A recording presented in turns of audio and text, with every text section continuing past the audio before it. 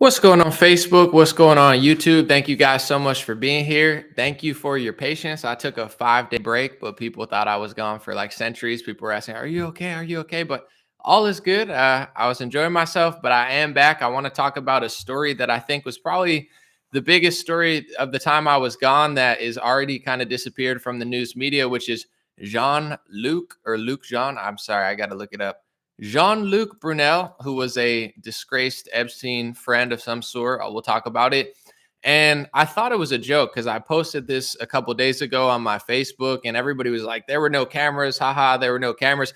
I thought it was like a joke, like, haha, yeah, for sure, like Epstein. And then it's like, oh, they really, apparently, according to some media sources, they really didn't have cameras. So we're going to talk about that and then I'll hang out for a few. But I guess, you can't even like trip on those little things to stop your car from going past the curb. You can't even like trip over one of those without being caught on like a 7-Eleven gas station, camera. But allegedly, all these high security prisons for some of the most high profile alleged pedophiles in modern history, they just don't have cameras or something.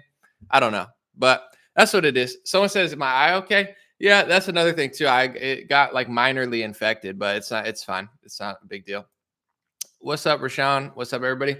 I got these as well too. I just wanted to, try to catch a moment real quick. These are my moon telescope. I stare at the moon sometimes. You could use them for anything, but maybe if I just pause like this for 5 seconds, I could catch a thumbnail on Facebook. This way, I don't have to make one. I'm lazy, but that's what it is. We're going to talk about it. And just a few things real quick. I'm launching a podcast this March. I've been doing a lot of stuff behind the scenes because of that. We got a lot of cool stuff. I'm pretty excited. People have been asking me about pink hats, black hats. I found some for the God Bless hats. So we're going to have 7. We only could find 7 black hats. We found 100 or so pink hats. So I'm going to have different, things in the works, a new shirt design, etc. Because people have been getting bored saying, where's the other colors? It's hard to find made in the USA stuff, but I did found a few. Without further ado, let's just get the story started. I don't want to bore you guys too much. So while I was, for the record, I got like messages on Instagram. People were like, "Are you okay? Are you okay?" I was like, It's been 3 days. Like this is how hard I work. I'm always just every day I'm making like 3 videos. So I leave for 3 days. People think I died or something. I was like, it's been 3 days. Most people only make two videos a week. But yeah, everything's good. Thanks for the concern, I guess, for some people. But I took a break from my phone. That's another thing I want to talk about when I'm done. It's so weird to come back to Twitter and Facebook when you don't look at it for a few days. I had like things scheduled. It's like outrage. Nobody's even talking about this story, even though it's big. It's like Putin, Russia. And then like in 2 weeks, no one's going to care about Putin. No one's going to care about Russia. Iran, nuke.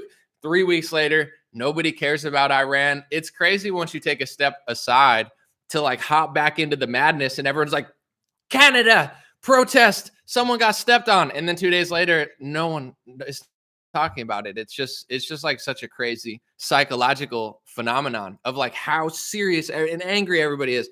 And then it's like, here's the new thing. And everyone's like, whoosh, and you just run to the next one. But this story, I think, deserves a little bit of a repeat because it wasn't that long ago. I have like a few news sources here. This is The Sun. It said, died alone. Jean-Luc Brunel, dead, disgraced Epstein pimp, was in a single cell and no cameras recorded his prison suicide. Brunel died in circumstances eerily similar to his pedo friend Epstein. These guys are like more right-wing, edgy news. They go kind of hard, The Sun. As he also hung himself in prison while awaiting trial for his sex crimes. I brought up NPR too, just to see what like the normies are saying about it. They said Jeffrey Epstein associate Jean-Luc Brunel is found dead in a French jail. According to these reports, they're still doing an investigation of what happened, but they're saying he died alone. And Daily Mail, The Sun, and Daily Express are all reporting that there were no cameras there. So, I mean, I don't really know what to say about this. I don't think anybody really believed the Epstein narrative, like no, like left-wing journalists, right-wing journalists, mainstream. Everybody kind of had a theory because it's just like, oh yeah, like he just died in jail or whatever. So like people think somebody killed him. There are some people who think he just left.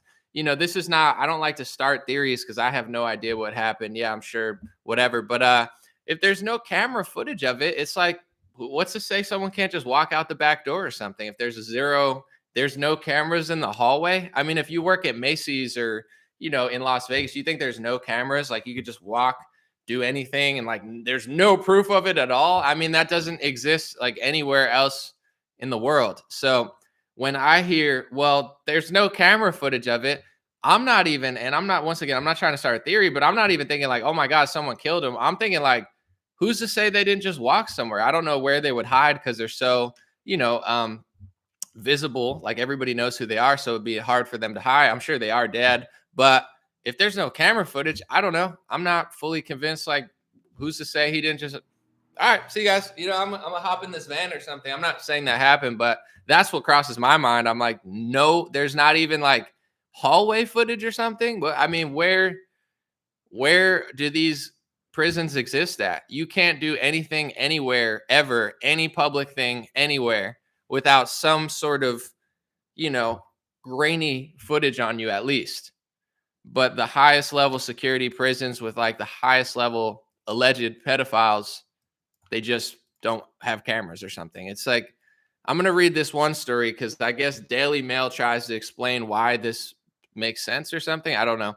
Daily Mail says the hellhole prison where Epstein's pimp Jean-Luc Brunel hanged himself, infamous 19th century Le Sante jail, houses some of France's most dangerous criminals and has a so-called VIP wing where inmates including Carlos the Jackal. So he wasn't in just any prison. He's in the most infamous 19th century prison that hosts some of the most dangerous criminals. Nothing says high alert, dangerous criminal jail like no camera or something. Let's see if they explain why. The hellhole prison where Jeffrey Epstein's pimp hanged himself is one of the toughest jails in France and boasts a so-called VIP section where super terrorist Carlos the Jackal is housed.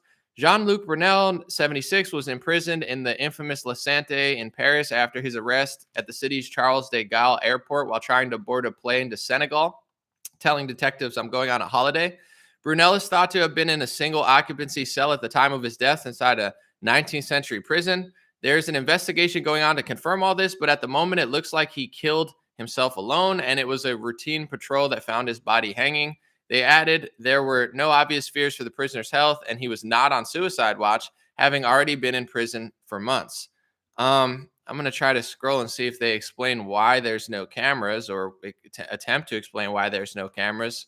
Maybe I should just search the word camera. Sorry. I got to find the find button. Where is it? I can't see because my camera's in the way. All right. Find. Let's see. Camera. Let's see if they try to explain this. Jean-Luc Brunel is thought to have been alone at the time, and there were no cameras to record his final hours. No cameras. I guess they're just not even explaining it. They're like, yeah, just no cameras and stuff. I guess, on a less like I could just like blame people and say, oh my God, everybody's so stupid. This is such a big story. People should care about it, but they don't. But the truth is, like, there's so many stories, Um, when you step away from all the stories, and in general, even when I'm in this, I try not to get too stressed out because it's like you log into Twitter to peel back the onion. It's like, okay, you used to wake up, read the newspaper, like go for a walk. Now, if you log into Twitter or Instagram, before you even get up and get a glass of water, your head is consumed with, what does this girl look like? What is this guy doing? Is this guy climbing a mountain? I'm stuck at my desk job and this guy's on a mountain. Is he really that happy, or is he just pretending to be happy and he hates himself and his wife or something? Then you got every political opinion, left wing, right wing, they're arguing with each other. Ilhan Omar says something. Oh my God, Donald Trump tweeted true. So it's like, is that even a healthy way to start the day? Of course not. But we're so used to it now, even if you're not that bad, where it's like before you get out of bed, your brain is like sometimes I'm not even going to front now. Sometimes I work for an hour in my bed on my phone because I do social media and I fall asleep just off the pure. It's like Iran, Afghanistan. I'm just like, yeah, I want to take a nap. I'm already tired. And I didn't even get out of my bed yet because there's so much going on in my head that I'm like, stop. So not, to not blame, because I could say like, oh my God, everyone should care about this story. It's so huge. Nobody cares, whatever. There's distractions. But the truth is, everything's a distraction. How could you not be distracted? There's 20,000 different like activist groups. You got Sean King on Instagram crying about something. You got, this person's kneeling. This person thinks that this, it's like everybody's had, you got Greta Thunberg. Oh my God, but that's not important. So there's like 100 different ideas of what's the most important story. Well, Putin, we're going to start a Russian war with Ukraine. It's like, I don't know. How do you rank an important story when there's millions of different stories going on daily?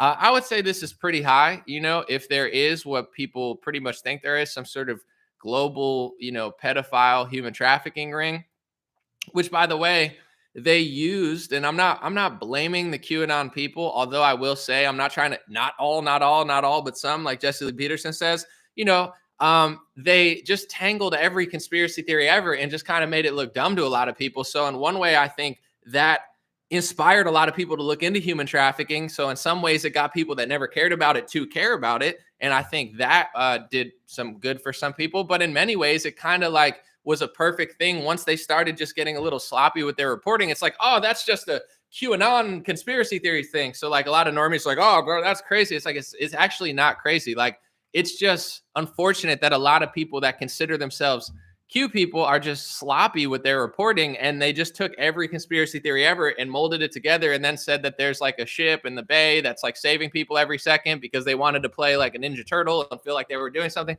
But in general, it's like, it's actually not a crazy theory. It's just that media combining with like the most fringe people in that group, they made it be like, oh my God, this is like, don't, nah. And it's like, it's not a theory. I mean, people have bad theories about what it is, but the theory that I guess is Jeffrey Epstein a theory? I think everybody thinks that he was doing something.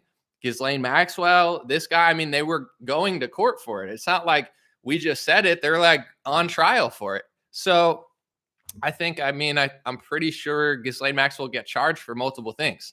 And I would assume that these people, if they didn't kill themselves, that something was going to happen in court. But, I don't know how to make people care about it. And I think that this is also why the race stuff is like so divisive. I think I've read books from like the 1900s where people that were interested in big government control, authoritarianism, communism, they always knew, America has a weak spot, which is its racial division. So if we could tap at that little problem and make it bigger, then, there is going to be no uniting. There, people are always going to be worried about, you have the feminist movement separating the man from the woman. They hate man. They want to, I don't know, work a desk job or something. You could work a desk job. Nobody's stopping you. Like, Margaret Thatcher was doing fine. Like, she didn't need to like, oh, it's me. It's like, just go do it. And if you're good enough, people will let you do it. But anyway, you got the feminist movement. You got the LGBT movement that like is literally, I was listening to Tim Dillon on Joe Rogan the other day.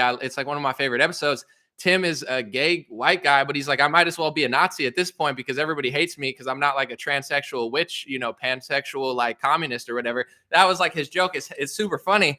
But the truth is, like, in a funny way, they're eliminating like lesbians and gay people because at this point, like, they're like, why don't you like, male genitalia? And like lesbians are like, I don't know. I just like to hang out and watch Ellen DeGeneres and, listen to Dida or something. And then it's like, no, you need to like penises. And it's not only ruining feminism with the sports stuff, but it's actually like really disenfranchising the original like gay people who just got some form of normality through like liking their own sex or whatever. So it's like, it's just kind of funny how they've like, they're ruining everything. It's like, I don't even support what people are doing, but the irony of like the modern LGBT movement disenfranchising actual gay people and lesbians because they're trying to force people to like all genitalias, like if you don't like all genitalias, you must be a Nazi or something. It's like, it's so goofy. They're ruining women's sports. I mean, they could not say they're not or something, but they are. Like everything, the modern activism, it's all a lie. The LGBT movement is ruining women's rights. Gay rights, to be honest, like normal gay people are disenfranchised. You have that BLM movement is really just a Marxist movement that's pumping billions of dollars in free advertising on major, and they don't even have to pay for it because you have NFL, NBA just doing stuff on all the uniforms, all the things. And it's like, end racism in the end zone. Whoa, thank you so much, Roger Goodell. As soon as you wrote end racism, dude, it all just went away, dude. I looked out my window. I saw a black person, an Asian, a Mexican. I saw someone with a Klan hat and somebody with a Black Power, Black Panther fist. They all just started dancing in a circle to, like the Bee Gees. I can't believe you ended racism. It was that easy. I should have known. All you had to do was write end racism in the end zone and everybody just loves each other. It's like, get over yourself. These people are such losers. End racism. And then on their back, it's like justice. Yeah. It's like BLM. It's just like, you're so not racist. Oh my gosh. Like, these are the people that are seriously the most scummy too. Like they don't feel like they can interact with people of other ethnicities. Like, if I go to a farmer's market or something, my whole world's not like, that person's an Indian. Like, I'm just like a person. I'm like, hey, how you doing? Like, what product? Like, you just act normal. You treat people with respect based on how they treat you. And it's like, these people just can't do that. They're like a walking, like, they don't understand. Like, it's like nothing's real. Everything has to be labeled at every time. It's like, just stop. But the point I'm getting to is, like, you have that type of fake activism. You have fake LGBT activism. You have fake feminist activism, which is just destroying women. I'm hearing stories of, like, I know when I was a kid, they tried to give me Ritalin and Adderall because I was awesome. Actually, I was a terrible kid, but you get it. It's like, I have energy. I'm out here playing soccer. I'm not trying to listen to some stupid teacher. But anyway, it's like, oh, your kid has problems. He needs to go on, like, pharmacy pills. Thank God my mom put the block to that, because, like, for men, they're trying to put you on Adderall. For women, they're putting you on birth control, this pill, that pill. These kids are all jacked up on big pharma.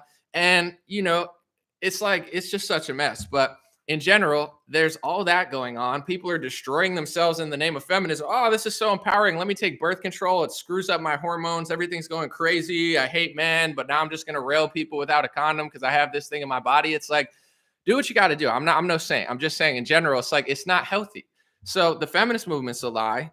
I mean, big pharma is destroying both genders, or all trillions of genders. Excuse me. I forgot there's trillions now. It's like a galaxy. It just never ends. I mean, if you say there's 50 genders, I look at you and I think you're disgusting. Don't you understand? It's like Milky Way. There's Milky Ways of genders that you haven't even thought of. There's people that are literally male genitalias walking around on other planets. Like, they're just huge penises. And then they have, like, vagina ears. And this is some level, I'm not trying to be disgusting on here, but this is some level that you guys haven't even thought of. And when I see, a non-binary person walk around talking about 300 genders, I want to just throw up. I'm like, have you never even thought of what's out there in the universe that Neil deGrasse Fed Bison Tyson tells you about on, his little goofy Cosmo show and the podcast he does, propaganda podcast? Anyway, people's heads are so all over the place that, like, who's going to care about Epstein and Jean-Luc Brunel? They got 50 million different ways they're being, well, the real equality is the climate change tax, because the only way to change the climate and with the sun, block the sun, Klaus Schwab said, Bill Gates funding things, and conspiracy theory Snopes said it's not true, but they just keep saying it's, like, in public, so it is true. But it's like, meh.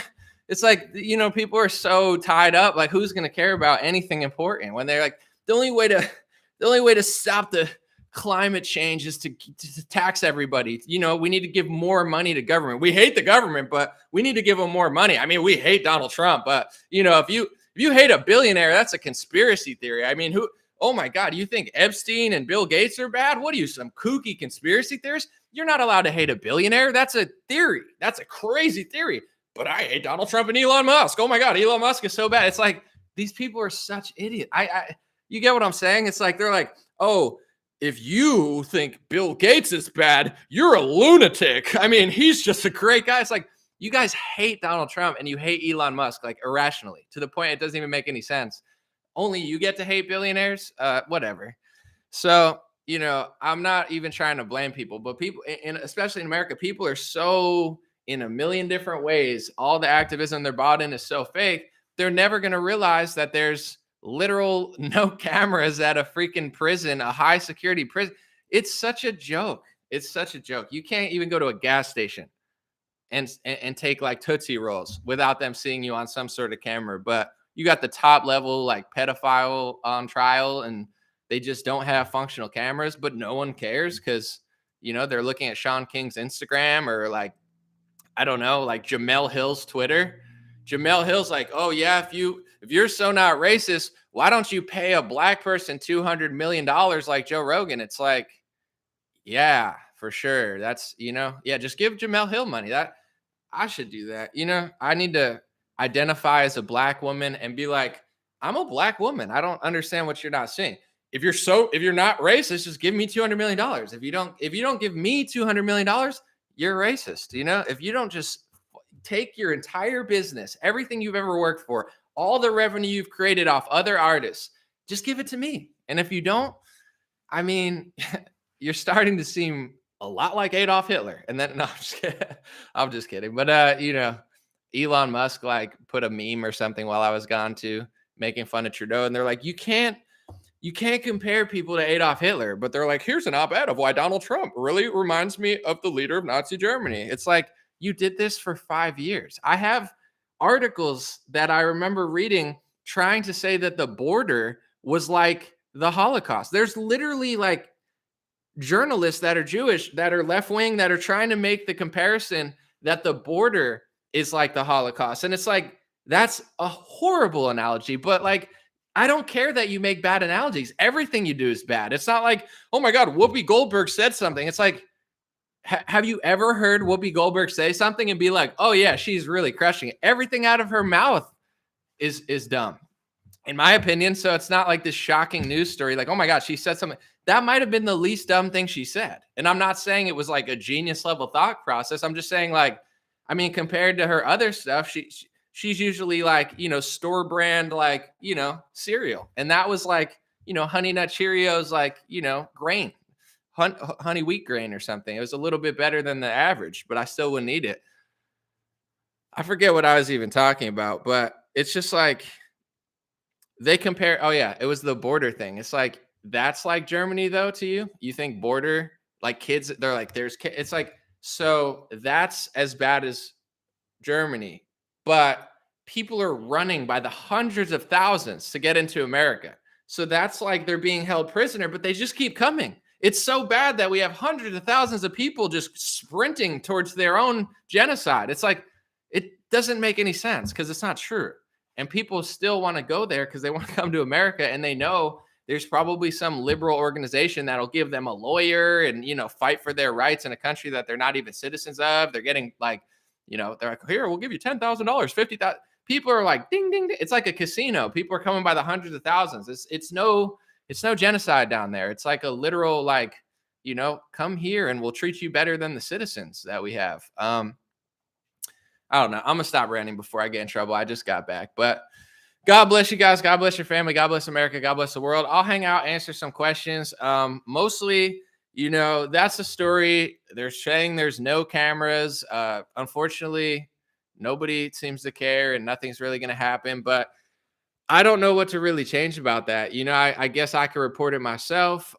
People are so distracted and running in circles. And I guess the most optimistic thing I could say is that I try to do. It's like, you got to take care of yourself at the end of the day. So there's always going to be a news story. There's always going to be something bad, something good. When you zoom out on Earth, it's like there's now the access and technology where I can say whatever I want and make a headline. I could just tweet something in a video and I could be the story. So it's like, you got millions of opinions, millions of stories, good things, bad things. This is not necessarily new to humanity, but the technology is new and people don't know how to consume it. So I would say, don't stress yourself out. Have a good day. Take what you need. Educate yourself. Don't be dumb. But at the same time, sometimes it's better to be clueless than it is to be clued in when people's minds are so tangled and there's really no angle to it. So, you want to make sure that you're always bettering yourself, enjoying your life, doing stuff that you like, learning and not being a fool, but at the same time, not over analyzing everything to the point where you're like freaking out 24/7.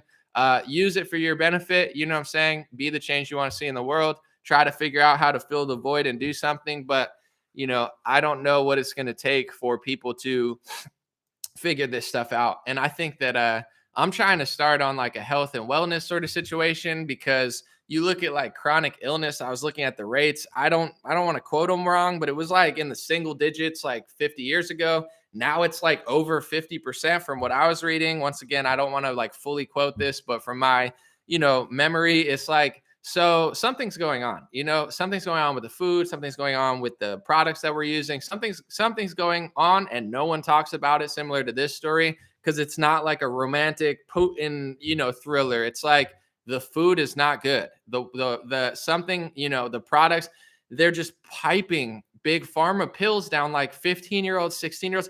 Most of these younger women are a mess. Most of these younger guys are a mess. How could you not be? I mean, the media is trash. your whole culture is trash. College is god awful now. They're pushing like far left propaganda courses, making it mandatory, and then they're shoving pills down your throat. I mean, it's like this to me is a bigger story than even I'm not going to say the Epstein story because that's one of the biggest stories, but like Russia, Putin, that's going to go away in 2 weeks. The fact that they're feeding your kids like fentanyl, opioids, and Adderall and birth control, like that's going to be here for the next couple of decades. So I hope people can kind of at least tap into that because, that's in America to stay. And it's probably killing like hundreds of thousands of people and driving millions of people like borderline insane. And if we got millions of people that can't think straight, there's going to be no tapping into the Epstein story because people are all over the place. So I think the way to really fix the country, fix yourself, your family, if you can, whatever, and try to help other people get out of this. And that's kind of my goal for the year, among other things. Definitely news reporting, analysis, but I'm always trying to help people, help myself, help others. And I think a lot of people need help. Let's see. Jay's Whatsoever on YouTube said, I've lost 10 pounds in 14 days by cutting sugar, and I feel better than I have in 5 years. That's amazing, Jay. Thank you for sharing. That's the type of vibe we want to hear. Thank you, guys. Top chats. Jeff, Sativa, Steve said, we know who donated to the truckers, but we don't know who were Ghislaine Maxwell's customers. Amazing point. Exactly. Someone said, do I trust Trump's Truth Social? That's a good question. So let me just say this in a few parts so I don't seem like a hater because I'm really not. I wish him the best. Is Trump perfect? No. Do I fully trust his endeavor? Not really, but do I trust him more than like, Mark Zuckerberg and stuff? Do I think that his social media will be better? I hope so. I'm rooting for him, I hope that it's better. I think regardless of how good it is, competition is always a great thing. So even if they ended up being as crappy as like Twitter, etc., if there's competition, now you have, you get what I'm saying? You got one phone company, you 3 hours, they send you overseas to somebody that could barely speak English, that doesn't care. They're like, yeah, shut up, whatever. What are you going to do? You're going to get someone else. Oh, you want Sprint? We're T-Mobile. Oh, we just bought Sprint. Sorry. You can't leave. They don't care because there's no competition. So at bare minimum, the fact that there's now competition among it, that's a great thing because now, we have some leverage. With that being said, I tried to sign up. Somebody took my name, Dream Rare. That's not Trump's fault. But someone took my name. That's okay.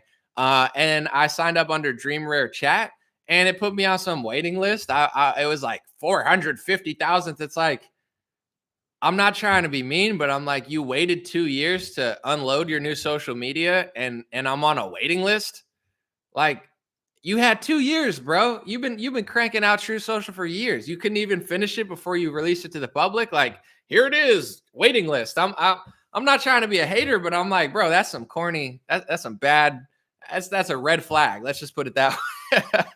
I'm not saying it's like co-opted. I'm just saying like it's kind of sloppy. No, I don't know. Here's my new website. Here it is. I've been working on it for 2 years, and it's like coming soon. It's like, dude, just wait an extra week or something. But I thought that was pretty stupid. But I don't know. Can you use Truth Social? I don't even know how to use it. It put me on a waiting list. I'm like, bro, whatever. I think that they'll probably have some speech laws, honestly, from listening to the Gab guy. So if you guys want to know what it's really like to like really do your own thing, look at the route that Gab took. So Gab was on the App Store. Now Gab.com, they're not on the App Store because if you don't do exactly what Apple or Google says, you can't stay there. So you have to understand like there's little ways of compromising. And I get it. There's pros and cons like, hey, I want to be big and then we'll, it's a leverage game. But Gab said, I'm doing it all myself. They get kicked out of banks. Like I believe Mike Lindell's, that's happening to him, they got kicked out of servers. They had to create their own servers. They had to create their own banking system. Like that, that's the road of like really sticking it to them. So I think my guess is like, am I saying it's horrible? Not at all. I'm just saying that, I think Trump will bend the knees. I'm sure they'll have the anti-Semitism speech laws that the Republicans love to pass into Congress for their donors. I'm sure that they will enforce some sort of like, anti-First Amendment speech legislation. Will it be as bad as Twitter? I hope not. But the thing with Getter was claiming to be free speech and they censor more than Twitter. Seriously. I know multiple people that are kicked off of Getter that aren't even kicked off of Twitter. You could say the N-word on Twitter, but you can't say it on Getter. He's like, I'm enforcing racist rules. I'm writing a book about this. I mean, Jason Miller, I'm sure he's a nice guy, but the words racist, sexist, xenophobic, anti Semitic, they don't really mean anything anymore. I'm not saying that people can't be mean, but when you're like, we are going to, like, and then like Tim Pool was asking questions like, are you going to stop Black Lives Matter activists? And Jason Miller's like, yes, if they're racist.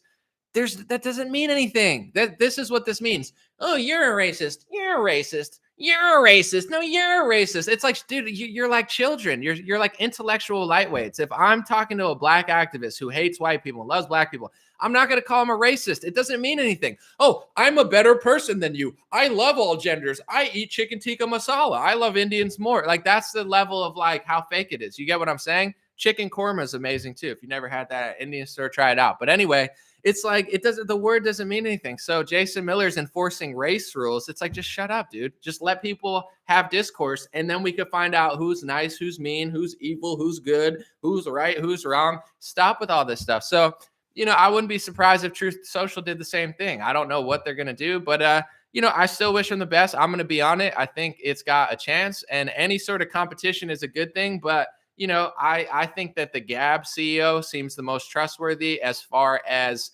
ethics. This guy caves zero. He will not apologize. He will not bend the knee. But I'll sign up to True Social and I'll see how it goes. But I would not be surprised if there is censorship on there. I could almost guarantee that there probably will be censorship on there, because if they don't bend the knee to Apple and Google, they're going to get kicked off the Apple App Store. And then, I think there's a little sacrifice that you have to do in order to do that. But, I wish them luck. It's not easy. And I would not want to make a social media company right now. It's like running for president. It's very difficult. I mean, if you are the truth, they will try to destroy you. So, I mean, I definitely wish him luck. And I think here's what I want to say.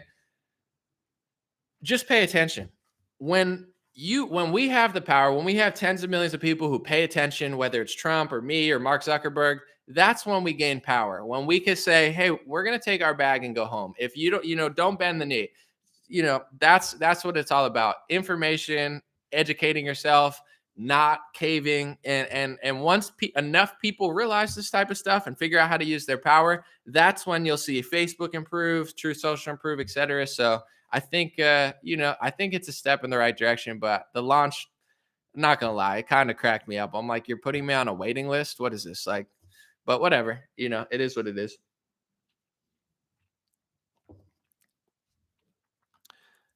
Someone said the real Dr. Fauci is a long book. It is a long book. I have it, and I'm not even close to finishing it. Connie said, no one is on Frank's speech that I know. The Pillow Guy's social media. Are you? He was sending so much advertising. No, I'm not on Frank's speech. I know that Mike Lindell was trying to start something there. I don't think it fully took off. But once again, I think he's a nice guy. I wish him luck. It's not easy. It just really isn't. I guess it depends what you want to accomplish. Like, what do you want to do? How are you going to do it? It's not easy. Everybody knows you could start a business, have an idea. To make it succeed, especially on such a big scale, it's a very difficult endeavor. So, I don't know exactly what Mike Lindell was doing. I never really paid attention to that, but I know he tried, and it's not over. He could keep going. Let's see. Mosen said, hi. What's up?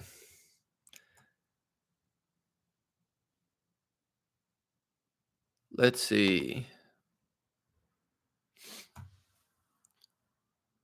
Someone said, if Obama would have done anything for Americans, but he did not in the 8 years of president, he did nothing for the country.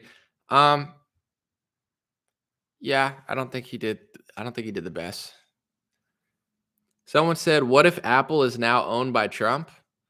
Is that a thing that people are saying, that Trump owns Apple? I don't think he does. I don't know. What if Tupac is alive and he owns Google? I don't know. That would be crazy. Does Trump is that something? Is that a theory you're creating, or is that like a thing that people are saying, that he owns Apple? I don't know. What if Prince never died and he secretly owns Tesla? I don't know. I'm not trying to be like mean. I would feel like if Trump owned Apple, we would probably know about it, but nothing really surprises me anymore. Someone said Tupac Zuckerberg. What if Mark Zuckerberg was Tupac? And I'm not trying to downplay your theory. I don't know. I got to make a joke or something. Got to lighten it up. Someone said Apple went downhill after Steve Jobs died. Yeah, I agree. I mean, Apple was really innovating, and I don't know, certain products, like I got a laptop a few years ago. I think I got the wrong amount of RAM, so it might be my fault. It was just like a cheaper one. I didn't realize it. It kind of sucks. I don't know. But, I don't know if that's because Steve Jobs died or I'm just an idiot and I bought the wrong one. But either way, I'd rather blame them, take no accountability. Just kidding. Thank you, Sean Flicker. I appreciate it. I see your comment. Someone said Michael Jackson also is known as the owner of the UFC. That's funny. All right, I'm gonna look. Someone said Trump isn't dead. I never said he was dead. You're getting what I'm saying. I would not. I didn't say that. But Ian said, "Love your show. Keep spreading truth, bro. Respect from Scotland. Thank you, bro. Shout out Scotland." Apple hit $1 trillion. What's my opinion about Kyle Rittenhouse plans to sue the media? Um, I mean, I guess I wish him luck, like Nick Sandman. Here's the thing. I guess it's a sensitive subject. Like, as someone who does media, on one hand, right, you want the freedom of speech. You want to be able to tell the truth. You want to be able to have an opinion. In some cases, you even want to allow people to be wrong, because if you start to censor, well, this is the truth. It could go the Fauci route really quickly. I am the science. I am the truth. And some things are, up for interpretation. So I think on one hand, it can be dangerous to sue the media over something. On another hand, I mean, I don't know. At what point is libel and defamation a thing? If, they say that I am, for instance, like, say if they literally try to say I'm part of a terrorist organization, that's like a known organization, and I have nothing to do with them. Am I not allowed to sue? You know what I'm saying? Like, they put that kid through the ringer. So if they just said, I don't like him, I think he's guilty, I think he's a murderer, I don't think he should be allowed to sue for that. But if they said he's a white supremacist, neo-Nazi, blah, blah, blah, like, I mean, this is no joke anymore. If you were to call Kyle Rittenhouse, and this is where I draw the line, I believe under Trump, the KKK, the white supremacists, whatever, these things became terrorist organizations. The FBI eventually took white nationalists, certain names, and said, these are terrorist organizations. So 5 years, I'm not saying it's right, but 5 years ago, you call somebody a white supremacist, it's not right. I don't think you should lie about somebody, but there is no terroristic consequences to it, because it's like, oh, you're just a really racist, bad person. That's not good. It's really bad to be called that. However, now if it's a terrorist organization, if the media says Kyle Rittenhouse is this, this, and this, and these are not just simple opinions, these are literal terrorist organizations, he can now be spied on, this and that, charged. So, I think you should be really careful. Like, I could say, I think they're pushing communist ideology, but if I were to say they are a part of this organization, it's like, there's a certain level of, like, that's why I try to be really honest, not just because I'm afraid of defamation lawsuits, really just because I want to be honest. If I don't, people are like, Ben Shapiro's an agent. It's like, I don't know that. I'm not going to call Ben Shapiro a name that I think because I'm mad at him. Like, so if you're just typing or something, it's easier. But when you run a news network, I mean, you should be more careful about libeling. You don't have to like people. I could say, I think Ben Shapiro's sneaky or something, like, whatever. He could say he thinks I'm sneaky. That's fine. But like, if I were to classify and say he is this group and he's not that group, I would think that that's close to defamation. And they didn't simply say Kyle's a racist, Kyle's a bad person. I mean, they put that kid through the ringer. I'm pretty sure they called him all sorts of things, classified him in groups. They said he was part of groups that he has nothing to do with. I'm pretty sure he got called a Proud Boy, a white supremacist, a national. Like, these are no longer just, oh, I'm a nationalist and I'm white. No, the white nationalists, I believe, are classified as an organization. And if you're a part of that and you want to be classified that way, that's on you. You know what I'm saying? You're allowed to do that. And then I guess the government will be looking at you. But, if this kid is just a normal kid and he just is like right wing and they're starting to call him all these sort of names, I would think that they defamed and libeled him quite a few times. So it's dangerous to sue someone based on news and opinions, but these people are wicked, man. I don't, it sucks because it's like, they wrote an article about me. They defamed me. I mean, if I wasn't lazy, I could, and I felt like it, I could probably sue NPR and I could probably win. I just don't feel like doing it because whatever. Nobody reads them. They're losers anyway. I have my own way of defending myself. They lied about me. If they said Anomaly's a conspiracy theorist, a terrible whatever, what, I don't care. However, they said Anomaly lied. They claim that I lied in my caption. Nothing I said was a lie. I could prove, if I went in front of a judge and I said, they said I lied in my caption. Let's fact check exactly what I said. Nothing about it was wrong. They're full of shit. I think I could probably sue them. So, that's where it's like, I don't know where you draw the line. Me personally, I didn't get put through the ringer like Kyle Rittenhouse. So I hope he wins, honestly. And I hope that he wins for righteous reasons, not just because I agree with his politics, because they did much more than opinionate about that kid. I mean, they probably said he was part of 10 different organizations. He's a terror. Like, it's not cool. But, just remember, it always goes both ways. So if he can win a lawsuit on this, then there's a lot of right-wing analysts who are very sloppy as well. Let me give you an example. Like, Antifa is a real organization, right? They're real. There's nothing wrong with calling them out. I don't agree with anything they do. However, if you're just loosely calling people Antifa all the time, it's like, it's not true. Like, you should try to be as accurate as you can be. You don't have, it's not like you can't make mistakes, but there's a lot of sloppy right wingers out there too. And remember, what comes around goes around. So if if he can win that, they can win that. Like, so you got to be careful. But someone said they blamed Kyle for killing black people. Yeah, I would think, I mean, honestly, I would think that that's defamation and liable to be like, Kyle is a racist, white supremacist murderer of black people. Like, that's just straight up fake. Like, that's beyond a bad opinion. Like, oh, I think, he shouldn't have killed that guy. That's normal. Like, saying he killed black people, I mean, that is, I would think, pretty defamatory, pretty libelous. So yeah, I don't know. It's just a tricky situation, but I mean, Nick Sandman won. I'm sure Kyle could win as well, and probably should. Someone said, why do I think that there have been zero leaders that have called out Trudeau on his tyranny, to include POTUS? Well, a lot of right wingers are, but it's because that's who they are. They are Justin Trudeau. That's their guy. He's such a puppet on a global scale. I'm sure Biden would love to be like Justin Trudeau if he could. I mean, he kind of is like that. It's just America's a different breed. So, Trudeau that's who they are. That's what they want to do. People that have been wise for a while have understood whether the virus was as bad as they said it was or not. I think it was pretty obvious early on that, okay, one, if they could mandate a lockdown, why can't they mandate exercise? That was my first thought. I don't know how bad this virus is, but if you can mandate that millions of businesses shut down, you should be able to mandate exercise, run an alarm, say, hey, everybody go outside, 50 jumping jacks, you know what I'm saying, push-ups.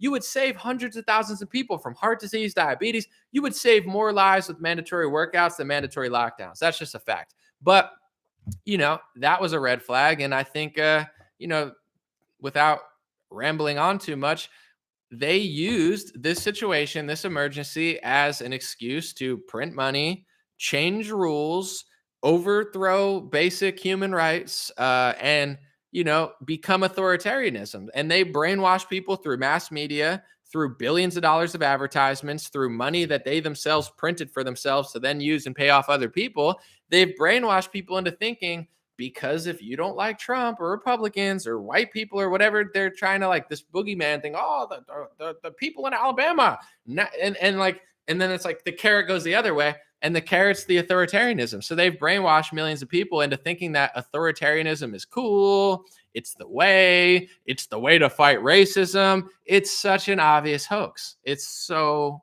clear to most people. However, I would say a lot of people fell for it. And the bigger group of people is not people who fell for it, but people who are just lazy. And, I'm not knocking people, because it sucks being like a full-time activist. Who the hell wants to do that? If you're just enjoying your life with your family, who wants to like cause a big scene? Everybody just wants to be left alone. But the flip side of that is that's why this all is dragging on, because the average person is not far left. The average person does not agree with the authoritarianism, but the average person doesn't do anything. I'll wear the mask as long as I do. I'll get the vaccine. I'll do this. I'll do that. I'll do whatever I got to do. And I get it. I'm not trying to hate on people, but that's why I think this drags on so much. When you have, the critical mass is reached and the average person is no longer wanting to comply, that's when the tides change. So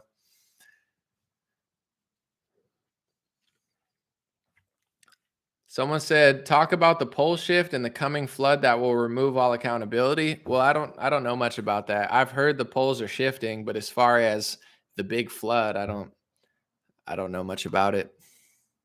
Do I think Ted Cruz is a rhino, and is Rand Paul one of the 17 Republicans joining Democrats to demand Brandon import more foreign workers?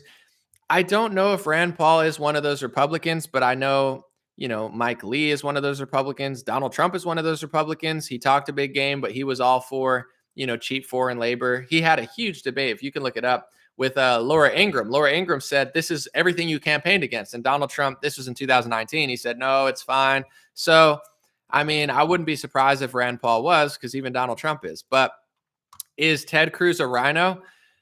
I think partially. In some ways he's a good guy. In other ways, yeah, he's kind of just a politician. I remember when he was like, let's take the masks off of vaccinated people only on airplanes. So Ted Cruz just a few months ago was supporting vaccine segregation, saying that vaccinated people should be able to take their masks off.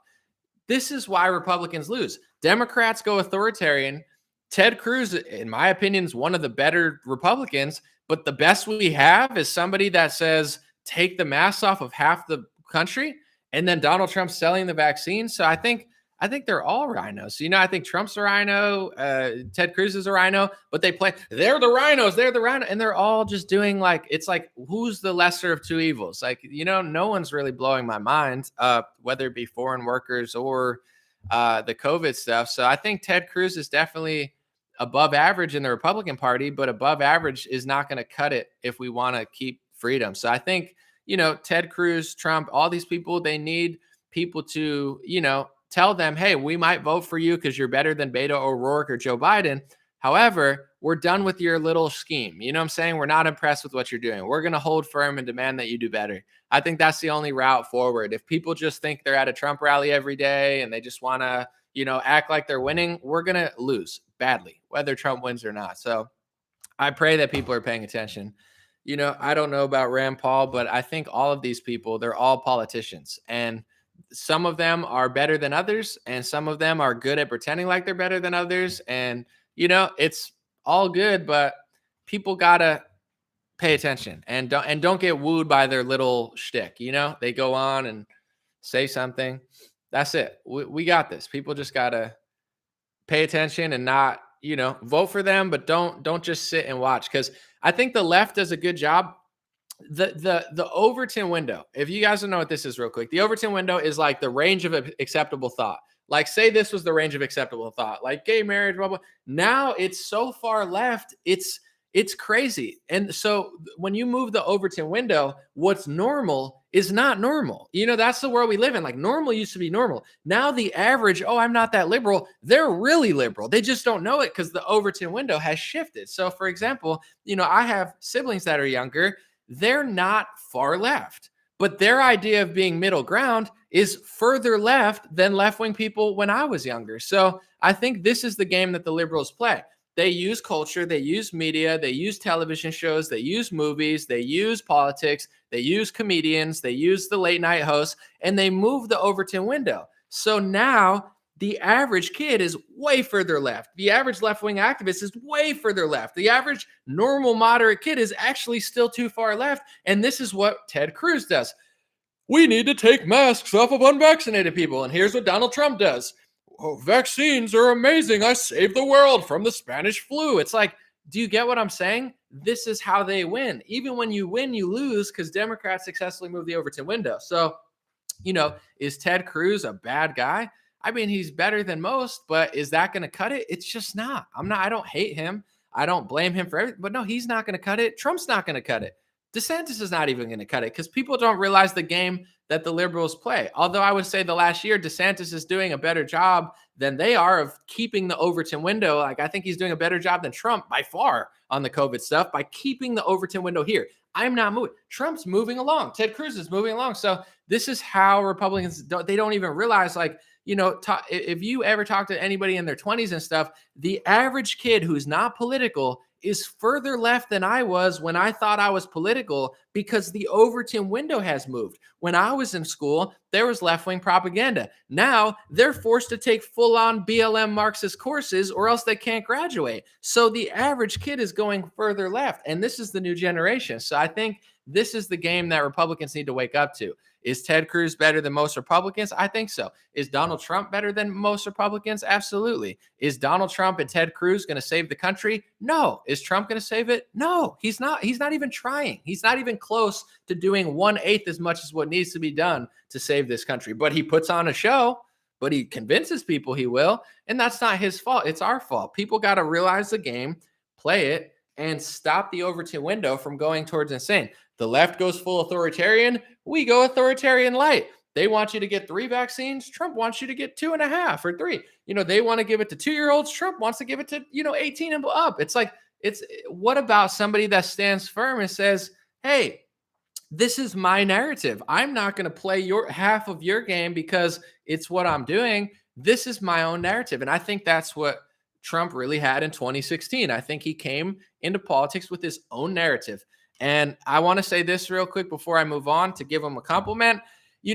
People in 2020, when he started doing all this nonsense, people said, well, he has to do this. Well, that will make him popular. He has to do that. He doesn't have to do anything. He won in 2016 by being nothing like them. People said he couldn't do it in 2016. I thought he couldn't do it in 2016. He did it. He proved everyone wrong, and he won by making his own narrative, by sticking to something new, by not caring what people think. He was a little mean. Oh, you can't say that. Well, he said it, and we liked it because it's like, I want you to say what they don't want you to say. That's actually how you not only win the election, but that's how you win the culture. That's why he shifted the culture more than anybody ever.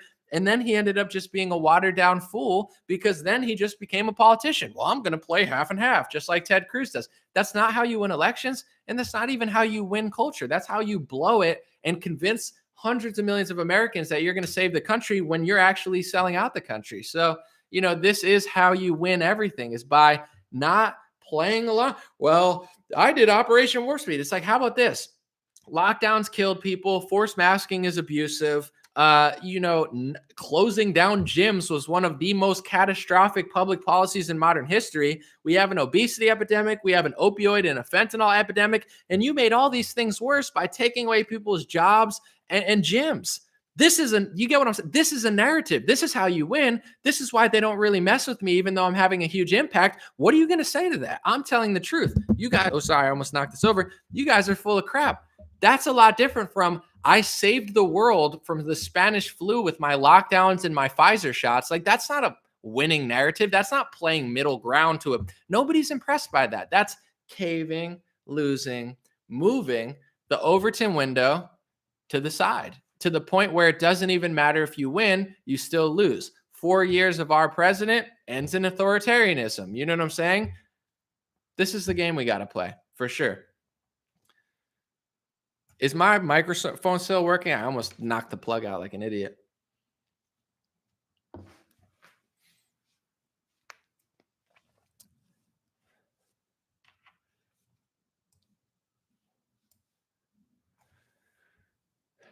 Someone said, I don't need a gym to stay healthy. In fact, gyms are bacteria laden. I hear you, but also I want to say this. Like, I live in an area now where I can work out, okay? I have the resources to work out. I have a big enough place where I could work out if I wanted to. It's not the same though. When you live in a city, it's not easy. I've lived in a city where it's not safe to go out at night. And a gym is like a safe place to go. And there is no, I don't have the space. Like, when you're broke, so I'm not like one of these like Arnold Schwarzeneggers and I'm sitting in a freaking hot tub and he's like, we're all in this together, okay? It's like, bro, you're Arnold Schwarzenegger. You probably have a home gym and a hot tub. When you're broke and you live in a city and you don't live in a suburb or on a farm or something where you actually have outdoor resources, or it's cold and it's freezing and you live in Minnesota or Minneapolis, it's not easy. It's not like, oh, I exercise more at home. Like, if you have money or resources, and I'm not saying just to make an excuse, but Have you ever lived in a studio apartment that's half the size of where you live at now, and you can't even fit your stuff, let alone do a push-up, or have the ceiling down where you got to like bend over to live in it? Like, this is the reality for millions of Americans. They don't have the space and the resources. So does gym have bacteria in it? I'm sure. But closing down gyms, closing down outdoor sports, closing down jobs. I knew a guy who had problems with drugs, but he was a great worker. So what kept him off drugs? His job. What kept him doing exercise? His job. You take away his job, he relapses on drugs. So I'm not trying to make the case that the gym is the only thing to work out, but you have to understand how catastrophic all these policies were, closing down everybody's resources to get out of the house and to go somewhere and to be somebody, and making them sit inside. It's easy to sit inside if you have a lot of money. It's not easy to sit inside if you live in a city that's unsafe to leave your house, and your house isn't a house, it's a studio apartment that you can barely fit in yourself. So, that's the point I'm trying to make. Not saying that gyms are and that you can, have no excuses, try to stay fit regardless. But I want Trump, Biden, Hillary, Trudeau. I mean, not Hillary, she wasn't even in office, but you know what I'm saying? McConnell, Pelosi, whoever, anybody that shut down, they should apologize. They hurt millions of people, Oh, they have such a moral high ground. No, they don't. And I'm not saying my way is the only way. I'm just saying this is a narrative. I don't have to read a script. This is how I feel. If I saw any politician and they tried to, I'm a blah, blah, blah, Operation Warrior, it's like, shut up, you wicked deceiver. You should apologize to the millions of people that you psychologically, mentally, and physically abuse. Childhood obesity is up. That's going to lead to millions of untimely deaths in the future, because now these kids are on the path to obesity and they're not even old enough to know what they're doing yet. This is, what's someone going to say to this? Nothing. This is not running down the left's narratives and playing half on, half off. What's the point? Create your own narrative, move the Overton window back in the right direction, and that's the only way to win. If the Overton window's here, oh, I'm normal. You're normal in a crazy world. You're not normal. I'm normal. I look like a fringe extremist. I'm not. I'm just saying, it's like, compared to these psychopaths, I'm happy. I'm healthy. I'm not on pills. I don't take pharmaceuticals.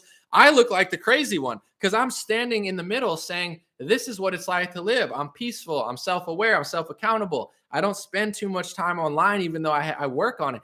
I'm just trying to enjoy my life and get stronger and smarter. Like, I look crazy compared to the normal, because the normal has been moved so far towards insane that even if you're, oh, I'm not affected by the propaganda, you probably still are, because the normal world that they've created over the last 20 years is so far blown psychotic. Like, my friend's on 5 pills. I'm only on 3. That's not normal. 30 years ago, half the country's not on pills. So it's like, that's their game in everything, in pharmaceuticals and culture and music and sports and politics. They moved the Overton window, so everybody's afraid to say something. And even being like middle of the road makes you seem crazy. So most people just shut up and say, I don't want to piss people off. But now it's at the point, you have to understand, the reason that I've been so successful and popular is because I'm not even doing that much stuff. I mean, I'm good at talking because I haven't shut up in 5 years. And if you do something long enough, you get better at it. I wasn't always this good. I mean, look at my last videos from 3 years ago. They kind of suck. But in general, it's like,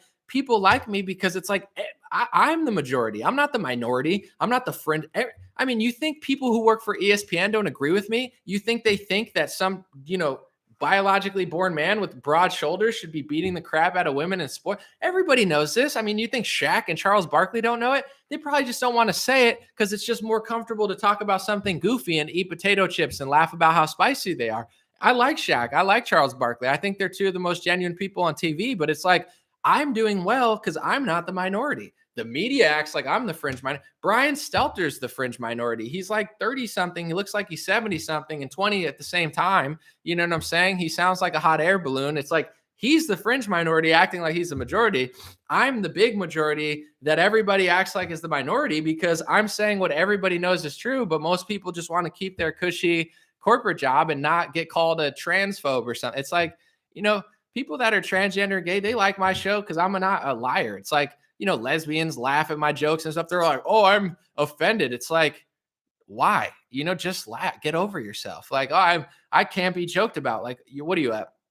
Comedy supremacist? Like, man, I listen to Dave Chappelle talk about everything, but when he talked about transgenders, like, you're not above a joke. Like, how full of yourself do you have to be? Like, man, I was enjoying the show when he talked about black people and Mexicans, but the second he made a white person joke, I really lost my lid. It's like, nobody's above humor, like, but these people are like, man, that's too far. It's not too far. The Overton window is so far gone that basic common sense and basic like talent is considered like far fringe right because everybody's so fake, so there's a huge market. There's a huge market. I mean, dude, Trump makes a fortune. Why is Trump making a fortune with everything he does? He does because he told more truth than anybody on a bigger scale than anybody. So he's accumulated, hundreds of millions of loyal fans because he used his major platform for a couple years to actually say something that was funny, honest, blunt, and people respected that. It's a huge market. There's a big market out there. They're trying to convince you that it's like this little thing. It's like the majority of people just want to be left alone. Most people know what I'm saying is true. Some people are outspoken about it. Some people aren't. The left-wing journalists with 17 cats, like just shoveling French fries and like, almond milk lattes in their mouth. I like them as well. Well, not, you get what I'm saying, but it's like blogging about like, frogs are like racist because they looked at them the wrong way. These people are not the majority. Nobody likes them. When NPR did a hit piece on me, like 5 people, like nobody gives a crap about this idiot. He's got like 2,000, 3,000 followers on Twitter. He's got his eyes closed in his freaking profile picture because he hates himself. Nobody listens to these people. They're not. I look at rappers that are like signed and have millions of dollars. Nobody cares about them because they have no angle. They're like rapping about the same stuff. It's boring. Everybody's heard it. Yeah, you have a Gucci bag. Cool, bro. Wow, that was so cool 15 years ago.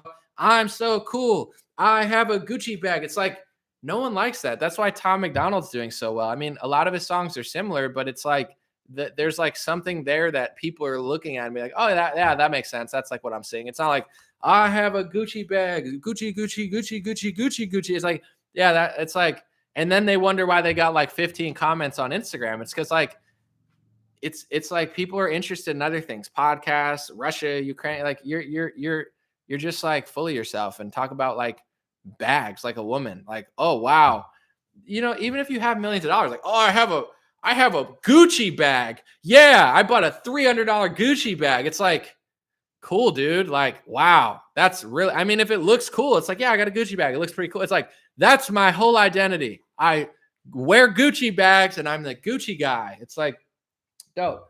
I used my money and I bought moon binoculars. I'm cooler than you because I want to look at the moon because it looks funny and I'm skeptical of it. So I just post up here, peep out the moon. These cost me a pretty penny.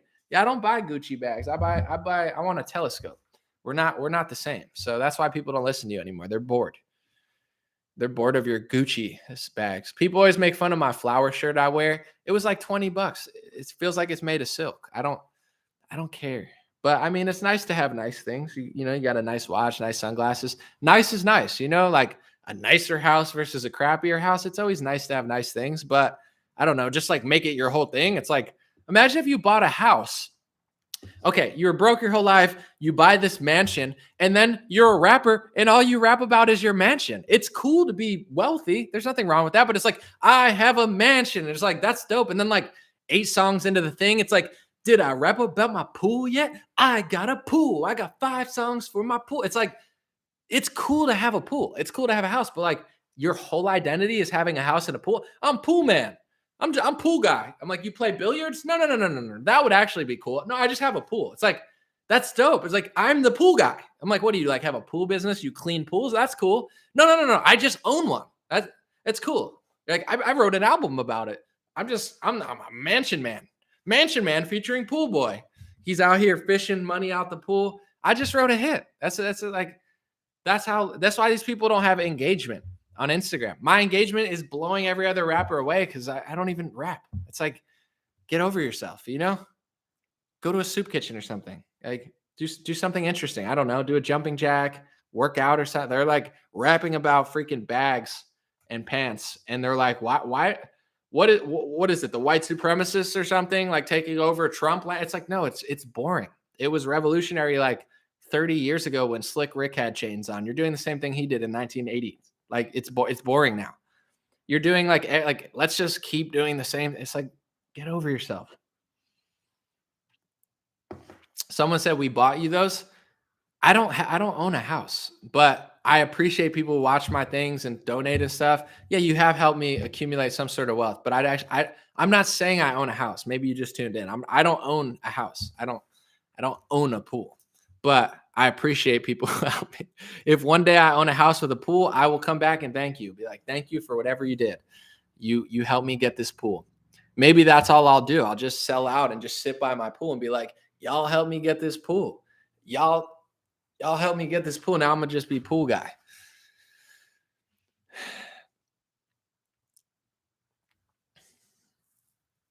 Let's see. Someone said old school rap was the best. It's debatable. I was listening to old school rap the other day, and it's like I like underground rap. I like classic stuff. I don't know though. I don't want to disrespect the old heads because I got like hip hop legends that are like, yo, you got to listen to Rakim. You got to listen to the and like I'm not trying to knock it because Rakim, people say he's the GOAT, but some of this old stuff, I'm not gonna say his songs, but it's like I went to the store and I bought myself a shoe. And then I put that shoe on my foot. And then I step. And I'm like, you know, I get it's progression. It's like the original surfer is not going to be as good as Kelly Slater or something. But like, I get that someone's got to like pave the way. But I don't know. I listen to rap from like the 80s and I'm just like, I don't know. I don't know if the hype is really there for me. I'm used to listening to people like lyrical, spiritual. They're like blowing my mind like Kendrick Lamar, and these old guys are like yippity yip dip, a skippity skip to my loo, skip to my loo, got to the glue. I got glue in my hand. Maybe I'll make a paper man. And I'm like, and my guy's like, yo, isn't that the craziest song you ever heard? It's like, yeah, yeah. Yeah, that's hard, dude. Yeah, and then like I'm thinking to myself, I'm never gonna listen to this song again. This is immediately getting deleted off my Spotify playlist. So it depends how old you go. I'm not trying to hate on the people who paved the way for me, but some of this stuff, I'm just like, I don't know. It's definitely gotten better. It would be like trying to lie to yourself and say like, I don't know, like the original TV was better than like the Sony flat screen or something. I feel like that's kind of where it's gone. And I'm not like don't get me wrong. I listen to like Earth, Wind, and Fire. That is better than today. Like I like the Bee Gees, Hall & Oates, like Jackson 5. It's better than music today. Beethoven, you know what I'm saying? Like it's only gotten worse. We've gone from Beethoven from like, yeah. I'm worse than Beethoven. I'm not acting like I'm so great. I suck compared to Beethoven. Like these things are better. But like old school rap versus now is like the original television that like, Ronald Reagan looked at when he was like 20 years old. And it's like, is that better than a Sony? Like, it's just not. It's not. The Sony's better. It's bigger. It's colored. Everything. I don't know. That's how I think of old school rap. But other music, there's other good music. I get what they were doing, but like James Brown is better than like new rap. But old school rap better than new rap? I don't think so. But someone said KRS-One. He's got some hard songs. There's some old school people that have like some stuff. I was just talking to somebody about Grandmaster Flash, The Message. Like that beat is crazy. It's like that beat goes nuts. Like there's definitely better songs. I'm just the average old school song. I'm just like, it's not better. The average song. I'm not saying that there aren't like hip to the hop. Like that goes off. Hip hop with the bang bang the boogie. That one goes crazy. But like the other songs on that album, or like the next guy, like Jerry Johnson, he was the head of one hit. It's like, it's not as good. But there's people that are good. I like a lot of old school stuff, just not old school rap. I got no old school rap on my playlist. I'm sorry. I got like 90s stuff.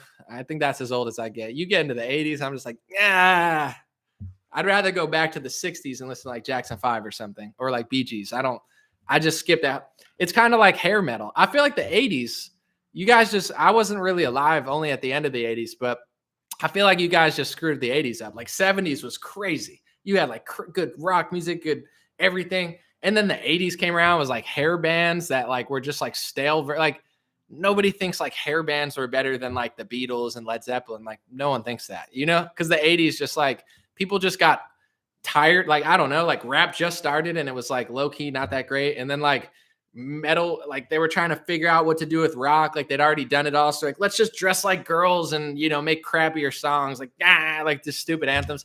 And then like the 90s came around, started getting better, but I'm sure there's good bands from the 80s. I'm not trying to throw a whole decade out of the wash, but 80s synth, yeah, that was a good moment. There were some good synth songs, but I don't know, 70s, 60s, probably way better than the 80s, if you had to rate them. Someone said 311 is good, Jurassic 5. Well, 311's like hippie music. That's the first song I heard Amber and I was like, what? But I don't want to talk about that here. Don't do drugs, kids. I just always think of Amber. Someone said that 80s shows suck. I don't know 80s shows. I don't want to just hate on a whole decade. I'm sure somebody's mad here. I don't know enough to really like poo-poo the whole year. I'm sure I just pissed off like 100 people. It's okay. Someone said the 80s were great. Yeah, Christine's mad. It's okay. We'll get over it. My opinion doesn't matter. Who cares? It's all subjective. Let's move on.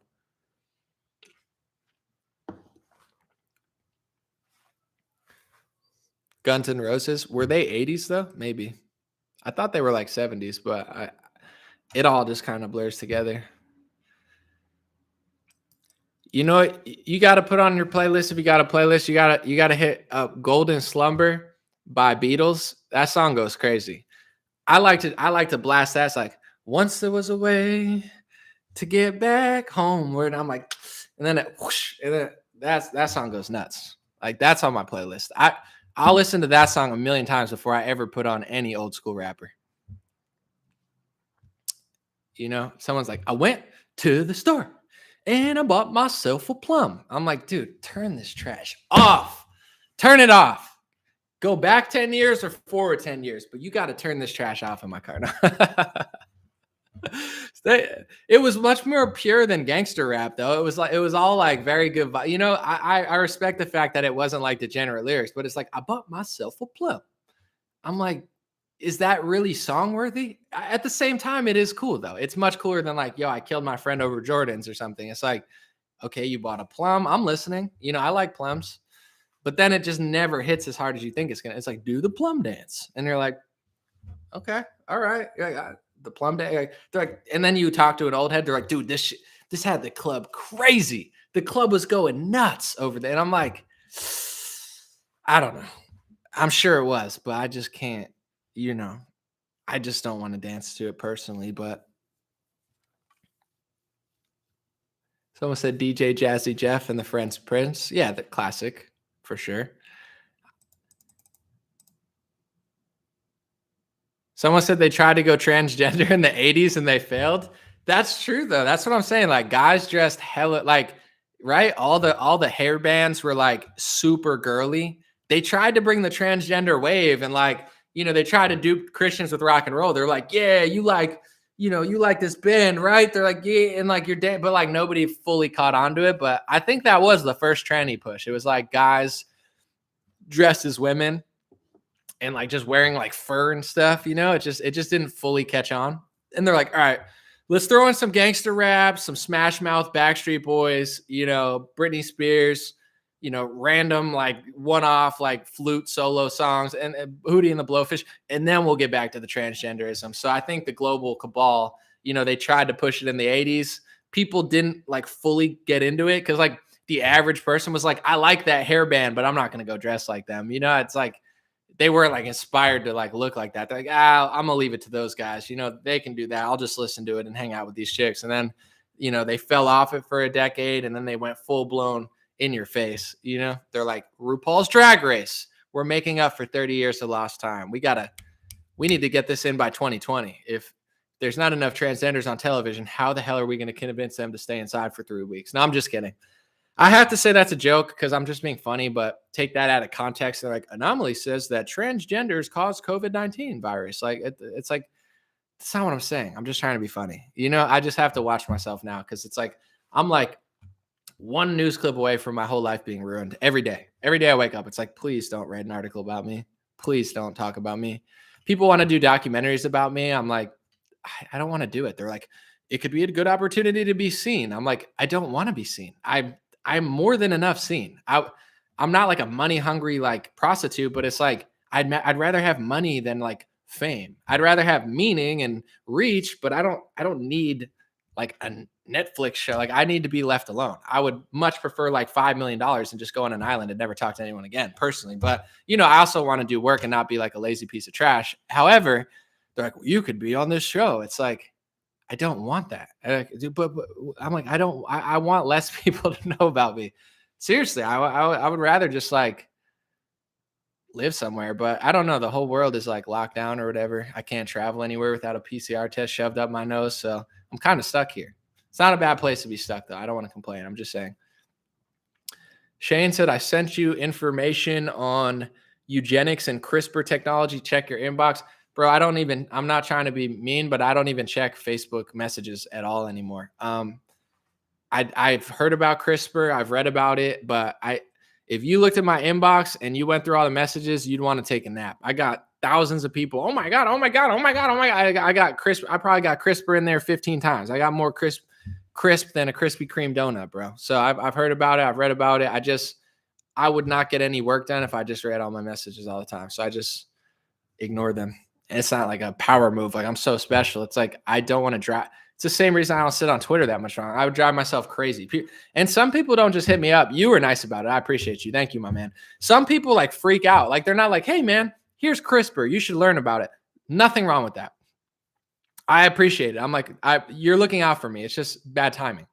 Some people hit me up. It's like, that's like my messages. I look at my message on Instagram. I was like, did you see this? Did you see this? Did you see this? Did you see this? It's like, yes, I saw 90% of that, but like, you got to calm down. Like if you saw me on the street and you're like, man, I like your stuff. And I'm like, dude, thanks. And like, yeah, I have a conversation with you. You're like, hey, check out CRISPR. I'd be like, for sure. You could show me right on spot. But then imagine if you ran after me like, like you guys gotta stop doing that. And I'm not saying everyone does that, but like that type of vibe, it's just like block or like just get away. Like you're screaming at me. It's like 8 a.m. in the morning. People like don't care. Like I have to sleep too and do work. I edit all my own videos. Like I can't just like freak out with people in the comment section all the time. So that guy was cool, but I'm just saying in general. He said, damn brother, sorry, genocide is important to me. Well, yeah, I think it should be important in a bad way to everybody, but you handled it good. I'm not blaming you. You were super nice about it. I read your comment. I appreciate it. I'm just letting you know, like, I can't do that. I don't know. It's not your fault, dude. It brought up this whole thing. I just want to let you know that I can't check my messages. You were nice about it. But I want to say this too. You didn't go fully down that path, but like some people, like they'll send me like 15 messages in 3 days. Okay. And then I'll message them back sometimes and be like, hey, like I'm going to check some of these out, but you can't spam me so much. You know what I'm saying? Like my best friends don't even text me that much. It's not a big deal, but like have a little respect. Okay. 15 times. And then I say it politely to like some woman. I'm like, hey, thank you for the information. I appreciate it. But like, you can't send so many messages. She's like, oh, I thought you cared about the children. And it's like, block, yeah. Like, oh, you're saving the world by messaging me 15 videos in 3 days. Like, get over yourself. You weren't like that, but some people are like, I just care about genocide. I'm like, so of course I don't want people to get genocided. I don't care who it is. I'm against it. Obviously I think everyone has the right to live as who they were born as. And I think all cultures have a place in this world and it's great. But like people will be like, oh, I didn't know you don't care. And it's like, you think I don't care because I don't go through 5,000 messages a day and let 1,000 people, post 50. My head would be going in circles. I wouldn't even be able to do videos, It's like there would be you wouldn't even like me because you'd never know about me because I wouldn't be able to do anything. So I'm not blaming you. I'm just saying like people, it's like they think I need to look at 5,000 videos a day in order to know what's going on and save the world. Like I literally couldn't do that or else I would have no work ethic, no mental clarity. I would be a psychotic mess. So that's all I'm trying to say. I would be a mess and I'm not. And if I was a mess, I would have no presentation.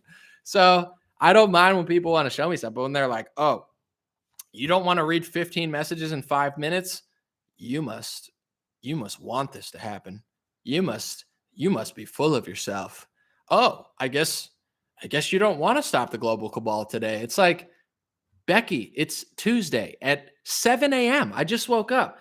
I can't save the world from the cabal at 7 a.m. on my freaking Instagram profile. Like, I'm doing my best, Beck. It's like, oh, I guess you don't want to save the global cabal. Like, get over yourself. Like, it's like this is how people treat me. I'm like, I just woke up. I didn't even eat yet or drink a coffee. Like, am I just a freaking slave to you or something? Like a robot? I live in your phone just for you to spam me messages all day. It's like, stop. I'm just being honest. I could act like, oh my God, it's so great. I'm like, I like people. I'm not like a douchebag that's like, oh, no one talked to me.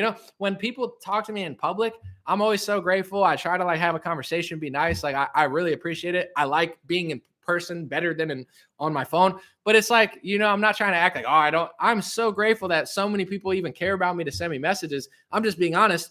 Between Facebook and Instagram, I have over 2 million followers. I get hundreds of messages a day. I don't want to read that, not because I hate people or I would rather talk to people in person. And if I sat and did that much a day, I would probably drive myself insane, just like reading everything. So that's what I'm trying to portray. I'm just being honest about it. I could be like one of these people like, oh man, yeah. It's like, no, that's literally what happens. I'm just telling you. Someone said, don't be real. I don't know. I don't know what else to do. I don't know. It's like, yeah, I appreciate every message. Like, no, I do. But at the same time, I don't. There's people who have like PO boxes. They never read a single thing. They have like a PR team that's like, thank you. That's nice. It's definitely nice to show people that you care, but I'm just letting you know where I'm at. Hopefully I could do more at some point, but that's where we're at right now. Someone said you're not a quantum computer. Not yet, but I was thinking about plugging a Neuralink into my brain and being a quantum computer one day. No, I'm just kidding. Someone said get a PR team. I am my PR team. I don't want a PR team. I don't want a PR team. What am I going to do? Go on a freaking 3-month, anti-Semitism like conference with Nick Cannon or something? Like, I'm so sorry. I swear I'll interview the rabbi. Give me any rabbi. I'll interview him. I'll read Barry Weiss's book. I'll go to the Holocaust Museum with Marjorie Taylor Greene. I'll do whatever. Just leave me alone. Let me keep the Masked Singer. Please let me stay in Congress. Like, I don't need a PR team. I'm genuinely sorry for things that I did wrong and things that I'm right about that are hilarious. I'm not even remotely apologetic at all for it. I'll never apologize. So, I'm not above apology, but I'm not apologizing for having a hilarious joke or an accurate portrayal of what's going on. Why do I need a PR team? I am the PR. Look at me. You know that meme? I am PR team now. Someone said, when are you going to defeat the globalists? I was thinking like 6 p.m. today, but I don't know. I was thinking 6 p.m. I don't know, maybe March 1st, March 2nd. But someone said Anomaly got punched. No. My eye got infected. My dad told me, because my dad tunes in sometimes. Shout out my father. I love him if he's watching. But he brought to my attention that I rub my eyes too much. I used to not do it at all, but I guess when I'm live, if you guys notice, like I started noticing because my father told me, he's like, you rub your eyes too much. I think I infected my eye a little bit. It's fine. I took like some drops and stuff. It's actually healing, but it was hurting pretty bad for a few days. I think I rubbed my eyes too much. So I didn't get punched. I just there's like a mini infection sort of in my eye. Probably from rubbing my eyes.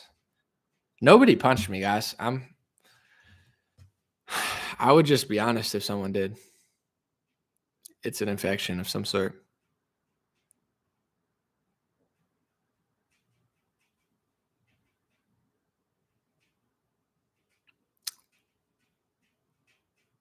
I'm good now. It's fine. It's on its way out. All right, a few more things and then we'll roll out. Thank y'all for hanging out. Someone said the truckers are preparing to convoy to the U.S. March 1st. I'm not gonna lie. I want nothing to do with the convoy. I'm not saying it's a psyop or a trap, but the truth is, like, how do you stop the tyranny? Stop playing along. That's it. It doesn't exist in my world because I don't play along. At the same time, if enough people didn't play along, it would be completely gone. I have a feeling it's going to end bad for some reason. I don't know. The truckers did their thing for 3 weeks. Like, I just don't think people need to do that. Like, it's like people will People will literally fly to DC, wear a mask, do activism, fly back, wear a mask. And I'm not saying I'm above it. I'm just saying in general. And then they'll go and like, get a PCR test to go to Hawaii. It's like, that's not activism. The activism, just stop doing it. If you want to stop what's going on, stop completely. Do what Bryson Gray does, or do 1/8 of that. Don't do anything. So I'm not saying it's gonna, but I already see what they're doing. Like this, to me, this is gonna end just like January 6th. They're gonna do similar stuff. People are gonna screw up. They're gonna set you up. People are gonna run hands first into it. So I'm not saying it's gonna end that way. I hope it doesn't. I think people have good intentions. I don't think it's like remotely horrible, but at the same time, it's like I don't understand what people are gonna accomplish or what they're gonna do. Like, just stop. Like, I talked to my buddy who owns an Italian restaurant. He never closed down for a single day. Like, that's how you defeat the tyranny. Don't do it with your business. How many business owners are going to go march in the street with the truckers and then go back and force masks on their employees because they're afraid of losing something? So I don't know. To me, the protest is so simple. You don't even have to go anywhere. Just stop playing along. If every Trump supporter stopped playing along tomorrow, this whole thing would end. It's going to end anyway because the booster rate is, let's look up what the booster rate. It's so low. So it's already on its way out. I don't understand what people are doing. I think it had a moment in Canada. I'm glad they did it there, for their own reasons, but here, I don't know. Booster let me see. Let's see, vaccine,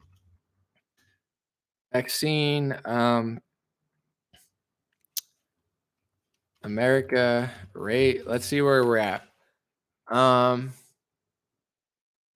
Yeah, the booster shots at like 28%. That's not enough. That's the protest. PCR tests, booster shots. People are still lining up for the test, still lining. They want to go to Coachella. They want to go to Hawaii. I don't know specifically, but it's like, I guarantee you that there are thousands of right-wing patriot, protesters who will get a PCR test to go on vacation or to go to some sort of music venue. But then they'll show up at the trucker convoy. It's like, that's not a protest. The truckers are not going to be able to save you. You got to save yourself. And once enough people realize the game they're playing, I think it would end so much quicker. But, if truckers feel disrespected, and I think they have every right to not go to, like, if they have to get a test and quarantine, if they say, I don't want to do it, I support that. I don't want to be under this tyranny. I would feel the same way as a trucker, but I just don't understand what going to DC is going to do. Like, I'm not trying to be mean, but like, what is that doing? I don't get it. We're going to DC for what? Why? What's there? Like, people try to get me to go to these protests. Do you want to go here for what? To take selfies and stuff? Sure. Yeah. I like attention. I like to speak. I like a good video for my social media, but like, what is it really going to accomplish? I don't know. Not trying to be mean, but I really don't get it. I know that things at some point need to change. Like, it's not sustainable. There's going to be some sort of tipping point, but I would just say this, and I've said this a few times, understand, whoever you are.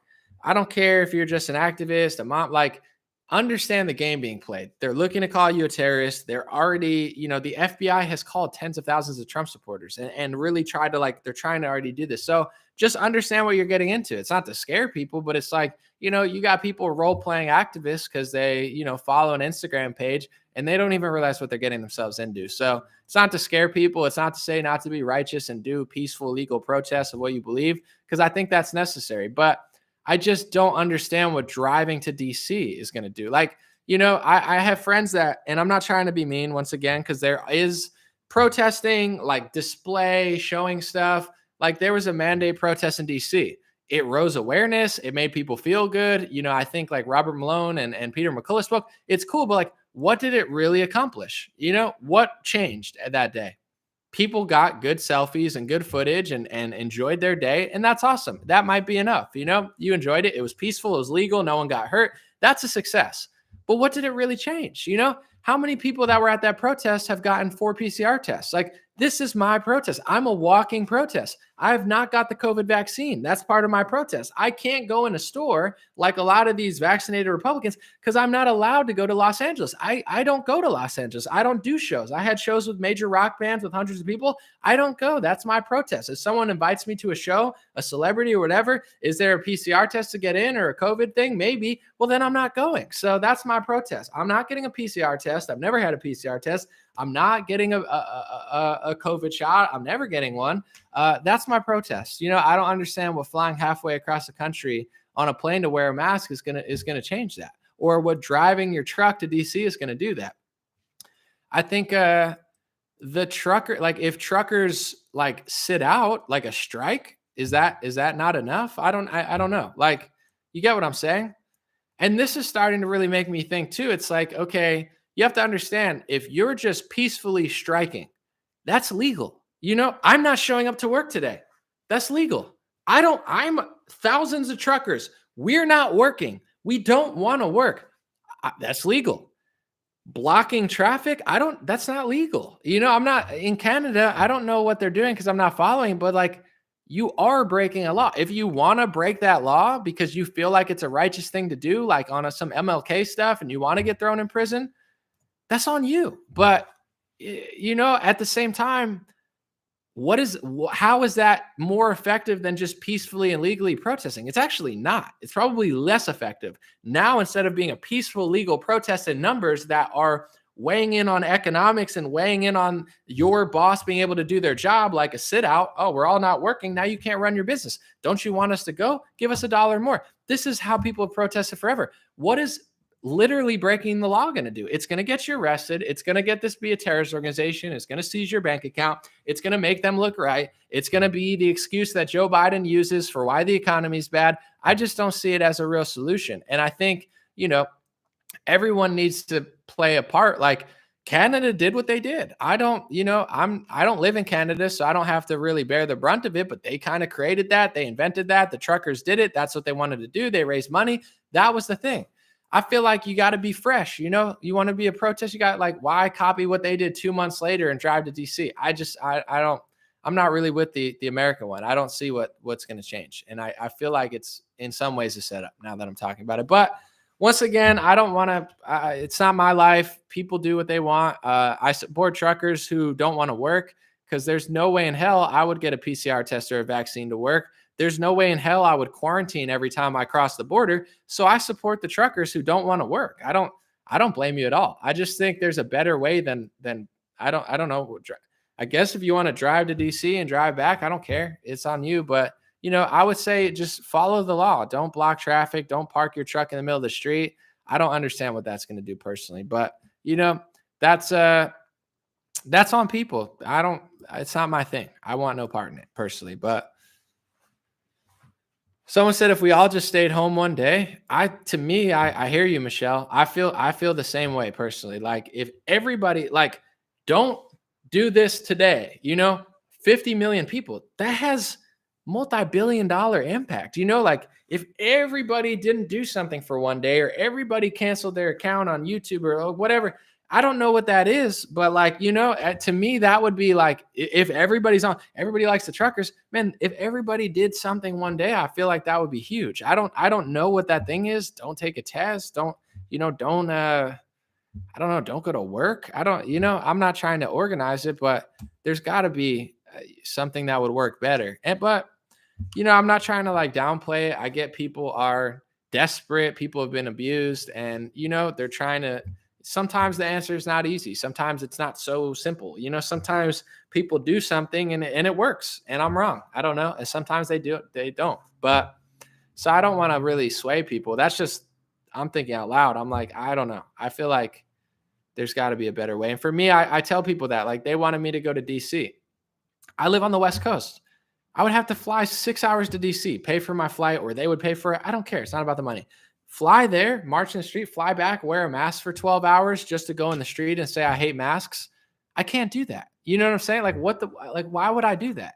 I could perform at the protest and be like, yeah, it looks sick. It would be amazing for my story, but I would have to wear a mask for 12 hours just to get there and march in the street and say I'm against masks.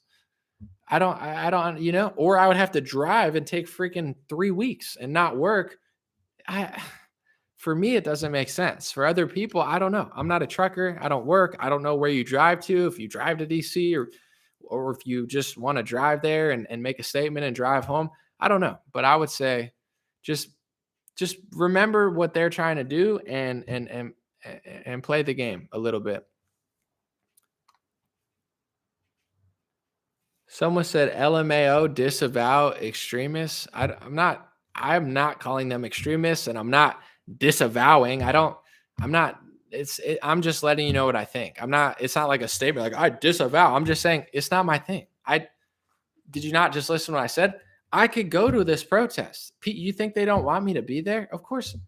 For what though? To wear a mask for 12 hours? That's all I'm saying. I'm not telling people what to do.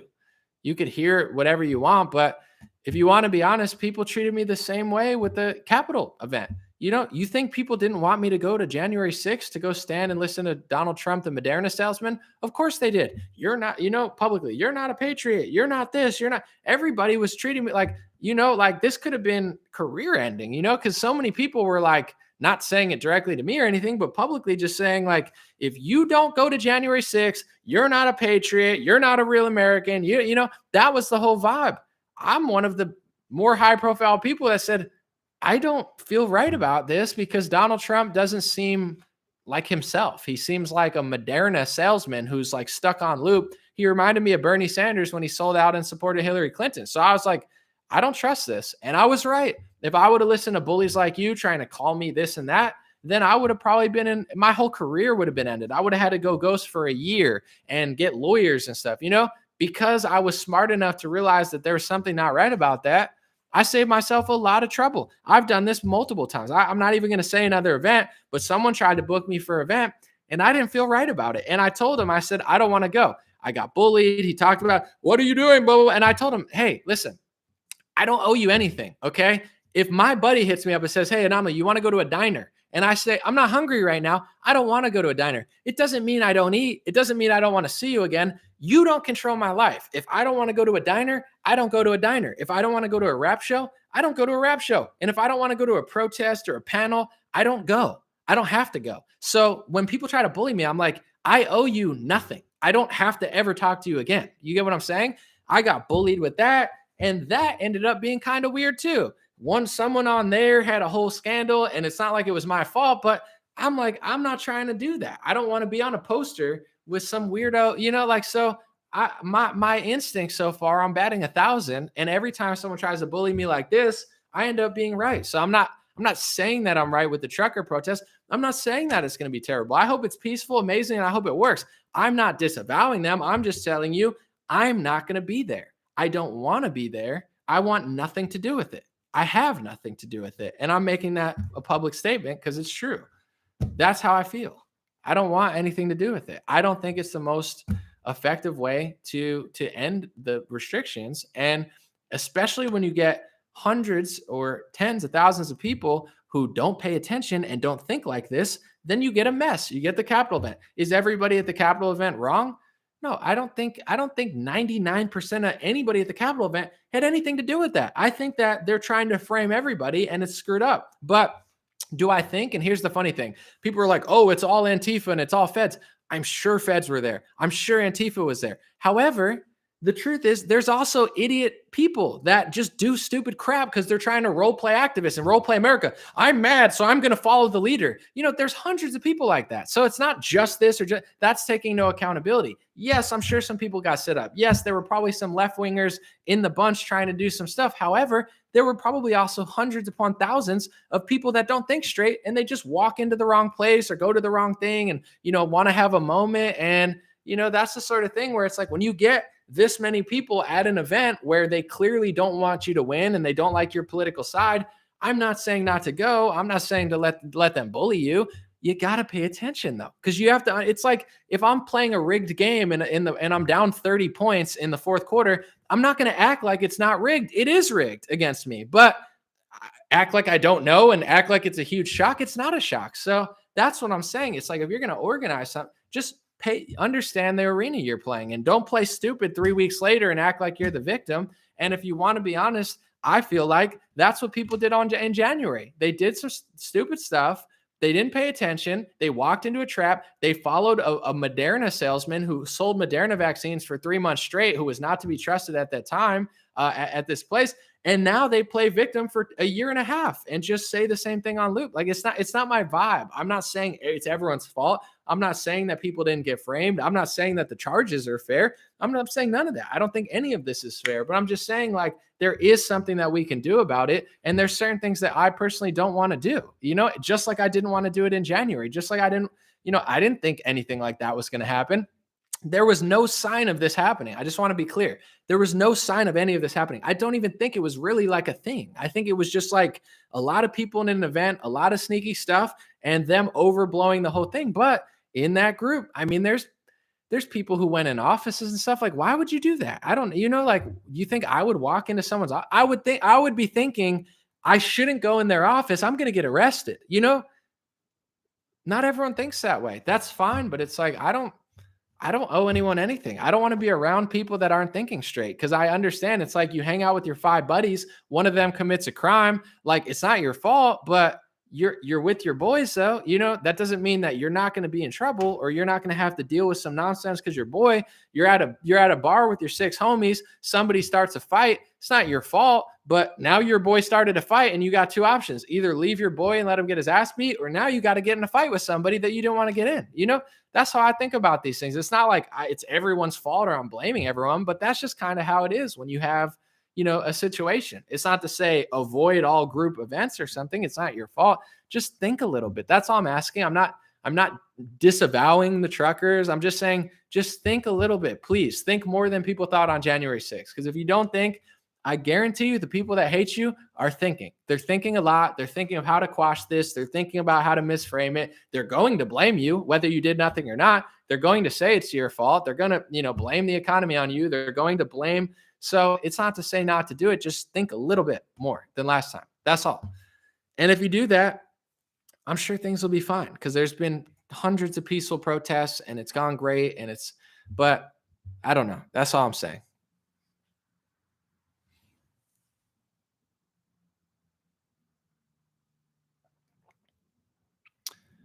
Junior Coltrane said, I support good people, but selfish ponytail anomaly doesn't support anyone so selfish. You could think that. I don't not support anybody. There's been dozens of people that I helped get millions of views that have gone on to do $1 million careers. I'm not a selfish person. I've helped a lot of people for no benefit of my own. It's just I don't you're trying to bully me to think something I don't. I use my platform and I tell people exactly what I think. A lot of times my opinions are unpopular on this side or this side. You're not going to bully me into thinking what you think. If you want to make a case for why you think it's going to work well, that's fine. But just to say I'm selfish, do you know how many times I've heard this? Every time I didn't go to an event that I felt bad about, people just can't let me go. They can't just say, oh, that's your opinion. You just don't want to go. You're this, you're that. It's all bully pulpit tactics to be like, I'm going to try to bully you into thinking the same. I don't think the same way you think, and I don't want to. You're you. I'm me. I'm not envious of you. I'm sure you don't, clearly you don't agree with me. That's fine. Do your own thing, but you're not going to bully me into thinking differently. I don't have to think what you think about this. That's fine. And I've made it very clear that I'm not trying to dissuade people who do live your life. I'm not a trucker. It's not up to me. I don't drive trucks. If I drove a truck, I would make my decision for my truck. And I hope tens of thousands of truckers make the decision that's right for them. I don't know what it's like to drive a truck. I don't know what it's like to be force vaccinated or force tested or quarantined. If I was, I would feel a certain way. And I guarantee you, it's not like I would do nothing. I would for sure not go along with the tyranny. But would I drive my truck to DC? I don't know that I would. Probably not. But who knows? Maybe the point I'm trying to get to is like, it's not my bit. It's not my deal. I'm not telling people what to do. I'm just saying I feel a certain way at this moment about it. But it's your life. It's their decision. It's not my decision. I don't tell people what to do. That's just how I think.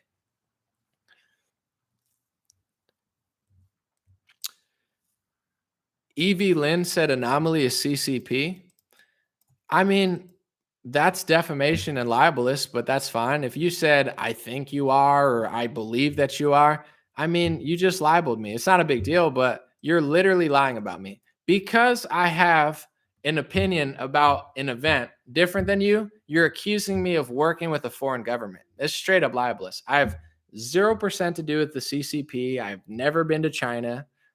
That's nothing to do with anything I've ever said. It doesn't align with literally any work I've ever done. Nothing that I do is like good for that. But you just say that.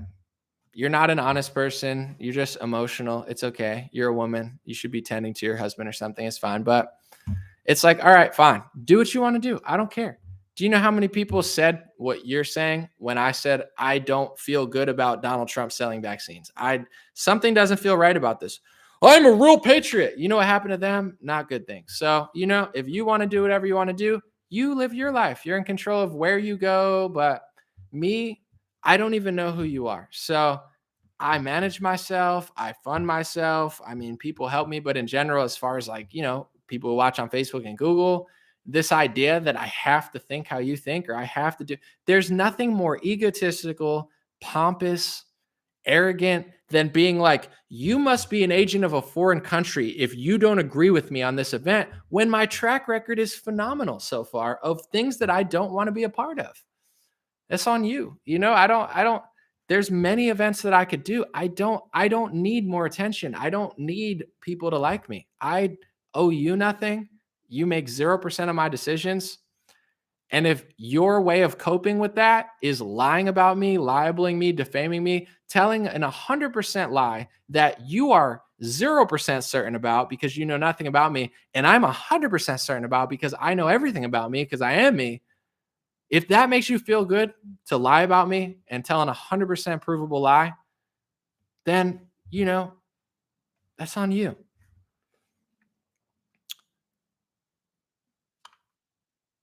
I don't care.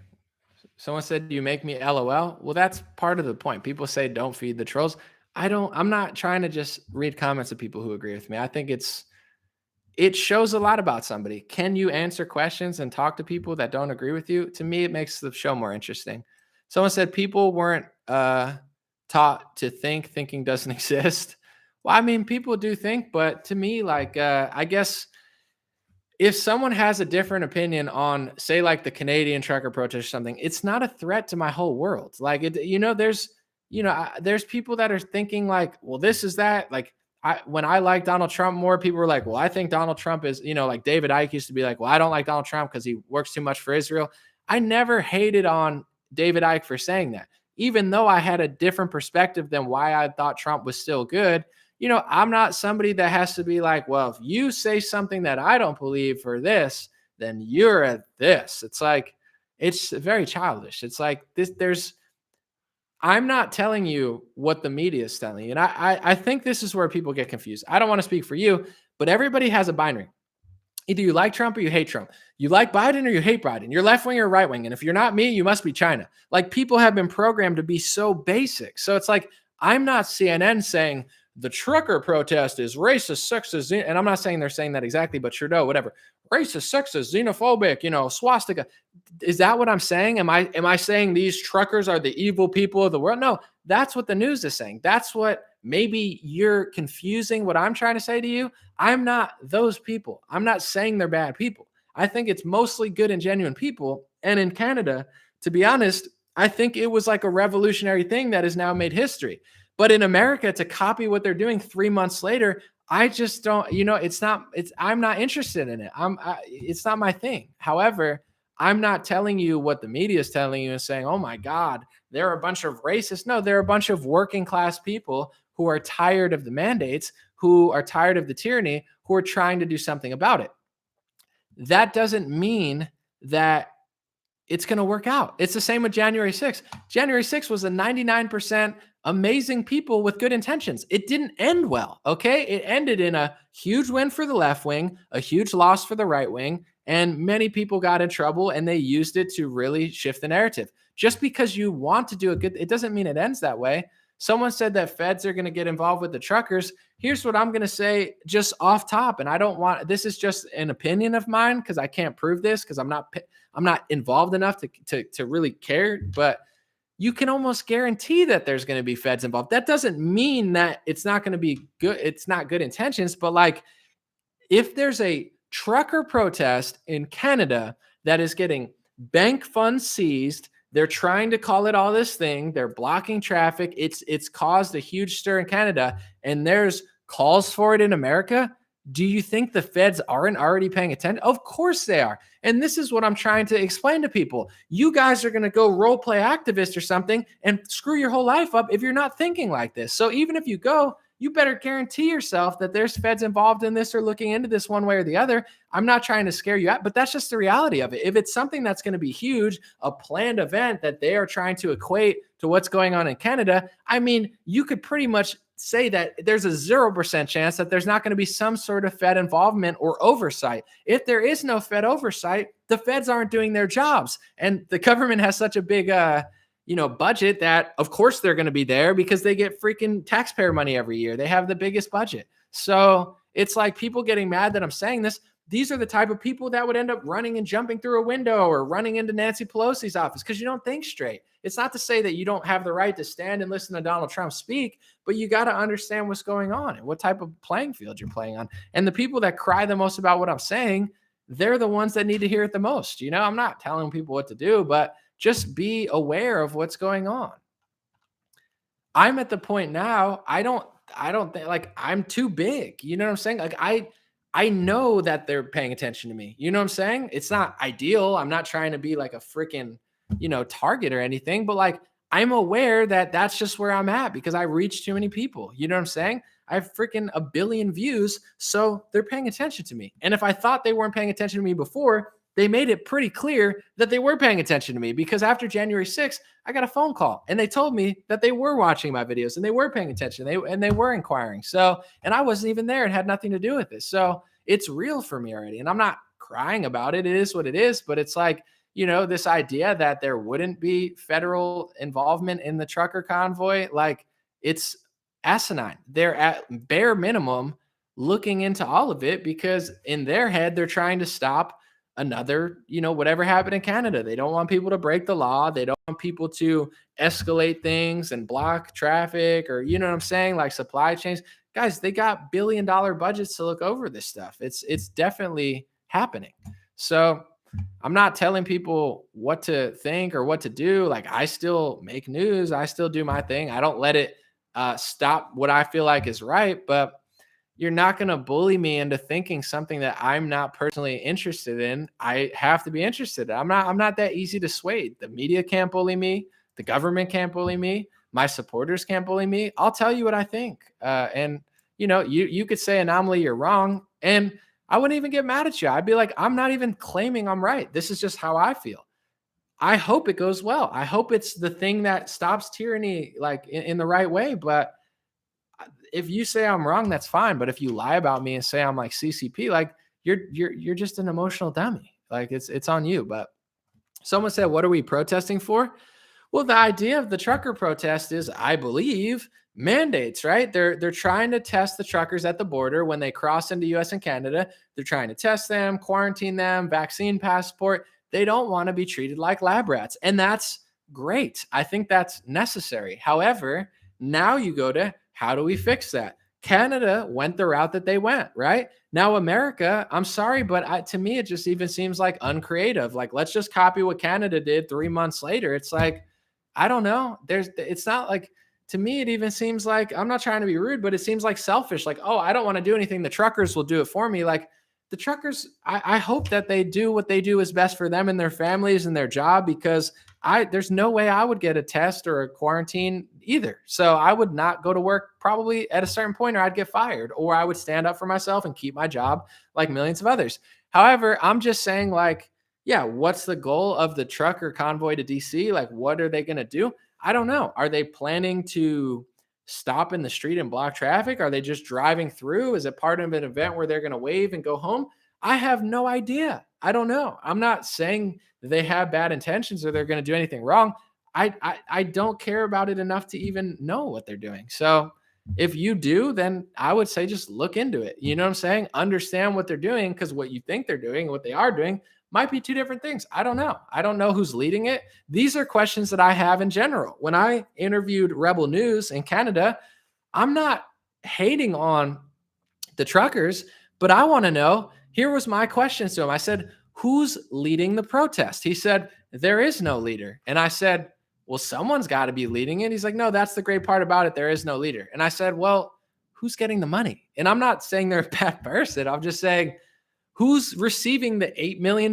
Because in one form or another, they're the financial leader, are they not? If I'm the leader, no, if I'm not getting the money, I'm not really doing much. I might be talking. So I wanted to know who's getting the money. I'm not saying they're a bad person. This is just what's going on in my head. I'm not someone who just says, "Yeah, I'm gonna go. I'm gonna think." I want to know everything about it. I want to know who's getting the money. Who's doing what. When I go to speaking events, I want to know who's speaking there. I'm not gonna. It's not like I don't go to events where people speak other. I'll go to events where people don't agree with me. That's fine, but I want to know about the event. People try to book me all the time. Who else is speaking there, right? I want to know who I'm speaking along. There's been multiple, like, big, not huge, but big enough. I mean, people with IMDb pages and Netflix specials, they want to do a documentary of me. You think I just do every documentary? I haven't done a single documentary. The guy who made the Epstein documentary hit me up and said, "I want to do a documentary of you." I looked at his other stuff. It might have been good. I'm not knocking him at all. It might have been fair. But I don't want to do a documentary where they film me for 3 days and they get to use 3 minutes of it. They could make me look crazy, put me next to freaking tiki torches and say, "Well, that's anomaly." So it's not that they were going to do that. I'm sure he's a nice guy, but I don't want to do it. I didn't feel good about it. Now there's other people who want to do another documentary. This is just how I think. I don't say like, "Oh yeah, I'll do it." I'm like, who's doing it? Who's filming it? I research who's filming it, who's directing it. Who else is in it. In one case, they wouldn't tell me the other people in it. That's a red flag. You're not even going to tell me who's in it. And if they say, "Well, maybe this person's in it," you know what maybe means to me as a businessman? No. If you can guarantee me that person's going to be in it versus like, maybe I'll call them and they'll be in it, to me, that sounds like a low chance that they're going to be in it. I'm not knocking people. Everyone's doing their job, but me as my own manager to an extent, I want to know these questions. I don't hate the truckers. I don't hate the documentary people. I might look at the documentary when it's out and be like, "Oh man, I wish I was a part of that." However, this is how I think. I don't just run into things. I want to know everything about it. So the same thing with the trucker protest. Who's raising the money? Who's getting the money? Who's organizing it? What's the plan? I'm not just going to freaking show up to DC. Are you kidding me? Especially now more than ever, but I'm not hating or telling people not to go. I'm just saying, pay attention. You could learn, instead of crying about my live streams, you could learn a lot by my thought process. And hopefully people have even better thought processes, but that's just who I am. I want to know everything about it, especially because I'm sure that there will be people that are looking to quash it, right? How do we stop this? For national security, I'm sure that there are at this point, and this is just my guess. This is not based on any, I guess, information or anything, but I would guess that there are hundreds, thousands more government employees in some sort. I don't know, DHS, FBI, CIA. I don't know. Like, isn't that their job? What else do they do? I mean, sometimes they bust people. They got the drug thing, the ATF, or the firearms. They got freaking dozens of organizations. They got FDA, CDC. Those are different, but you know what I'm saying? I would guess there's thousands of government workers who are starting to look into the trucker protests and be like, "Well, what's going on? We don't want to have a national security problem. We don't want to have this and that." So this is just the reality of how the world works. I'm not telling people not to, do a peaceful legal protest that they believe in, just for God's sake. And I'm not saying God's name in vain. I'm just saying for your own sake, for everything, just think about things, pay attention a little bit, be aware. Know what you're getting into, know who's leading it, know who's getting the funds, know what their plan is. And if they don't have a plan, and, I don't want to go somewhere without a plan, and to make this clear, I'm not saying they don't have a plan. They might have an amazing plan. They might have a better plan than I have. And I wish them the best. I'm just saying, think about it. That's all. And I haven't done enough to know. That's why if you say anomaly, I think you're wrong, I would be like, that's fine. You're not going to bother me, but lying about me is not going to really help. I don't care though. Someone said, "What are they protesting for in DC?" Um, I mean, I would assume that the protest is supposed to be about the mandates, right? Medical tyranny, forced masking, forced mandates, forced testing, forced quarantining for truckers, etc. That type of stuff. That's what I believe the protest would be about, for sure. That's the gist of it. Um, I would think. However, I don't know how it's gonna go, I guess. I don't.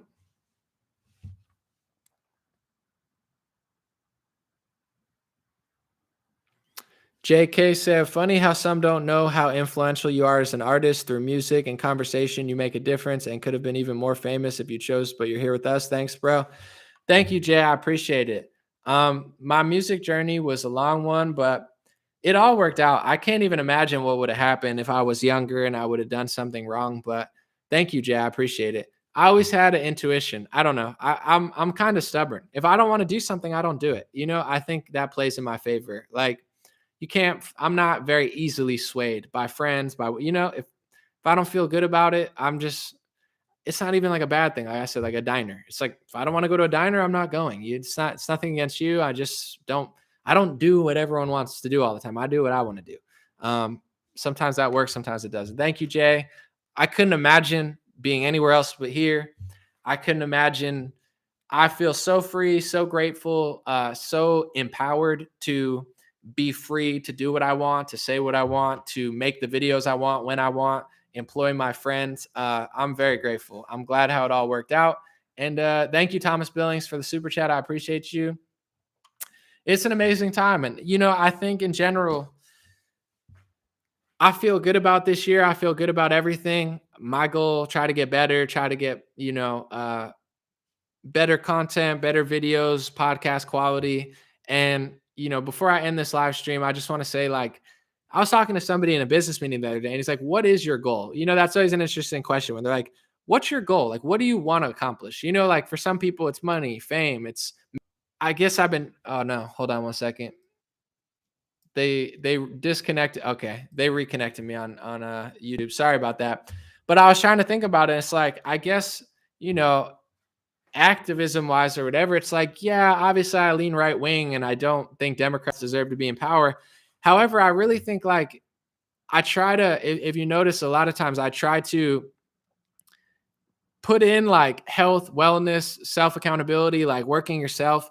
Cause I feel like if you're right wing or left wing, whatever, like if you got a sloppy group of people, I'm not trying to be rude, but it's like the best thing you could do is really get stronger, wiser, chiller. Like you don't want your mental health to be bad, your physical health. The best thing you could do, no matter what your politics were, was like get healthier yourself and your people. So it's like, I don't think there's a lot of people in politics or news analysis like that. And I don't say, a lot of people say like, oh, you're just saying that to be safe, right? Because in some cases, it looks like there's a lot of people who say a lot more than me.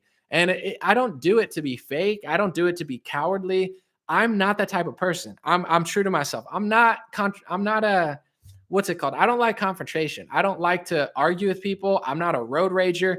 I'm just liking to be left alone. And I'm able to know when to pick my battles. So that's who I am. I don't like to wear clothing that's like super inflammatory, like F you. I don't want the vaccine. Like I'm not trying to be mean, but that's why I have the God bless hats. It's a nice message. It's chill. That's just who I am. So that's why it's what I do.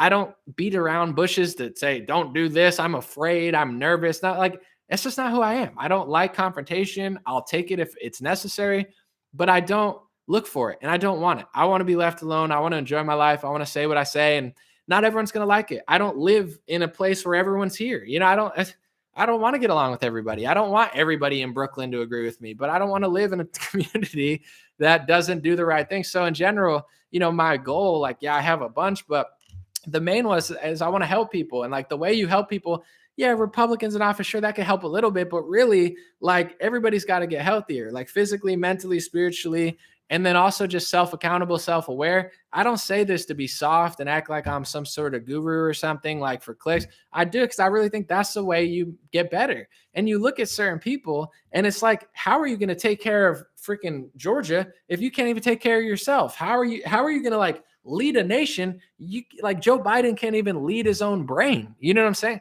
You can't lead the country. Joe Biden couldn't even lead himself to an ice cream store. I bet you an assistant gets him an ice cream and puts it in his hand. Like, you got to start with yourself or else you're not a good leader. And if you have a movement of millions of people, don't you want people to be stronger or happier or at bare minimum mentally clear? Because everybody plays a role, but like, you want to have the most clarity you could be. If you don't have mental clarity, emotional clarity, your movement's going to be a mess. So it's like, I always try to talk about that sort of stuff. Like, yeah, I lean right. Yeah, I don't want Democrats to win, but I'm not like a political operative. I don't really care. I mean, I do care who wins. I don't want Democrats to win, but it's like, that's not my goal. I'm not out here to, get people to do that. It's like, I like when people are like, yo, you helped me lose 100 pounds like that. I want to hear that more than like, I registered Republican. Like, cool. That's better than Democrat, I think. But, when people say I lost weight or I was on 5 pills and, now I'm healthier than ever and I'm not addicted to like,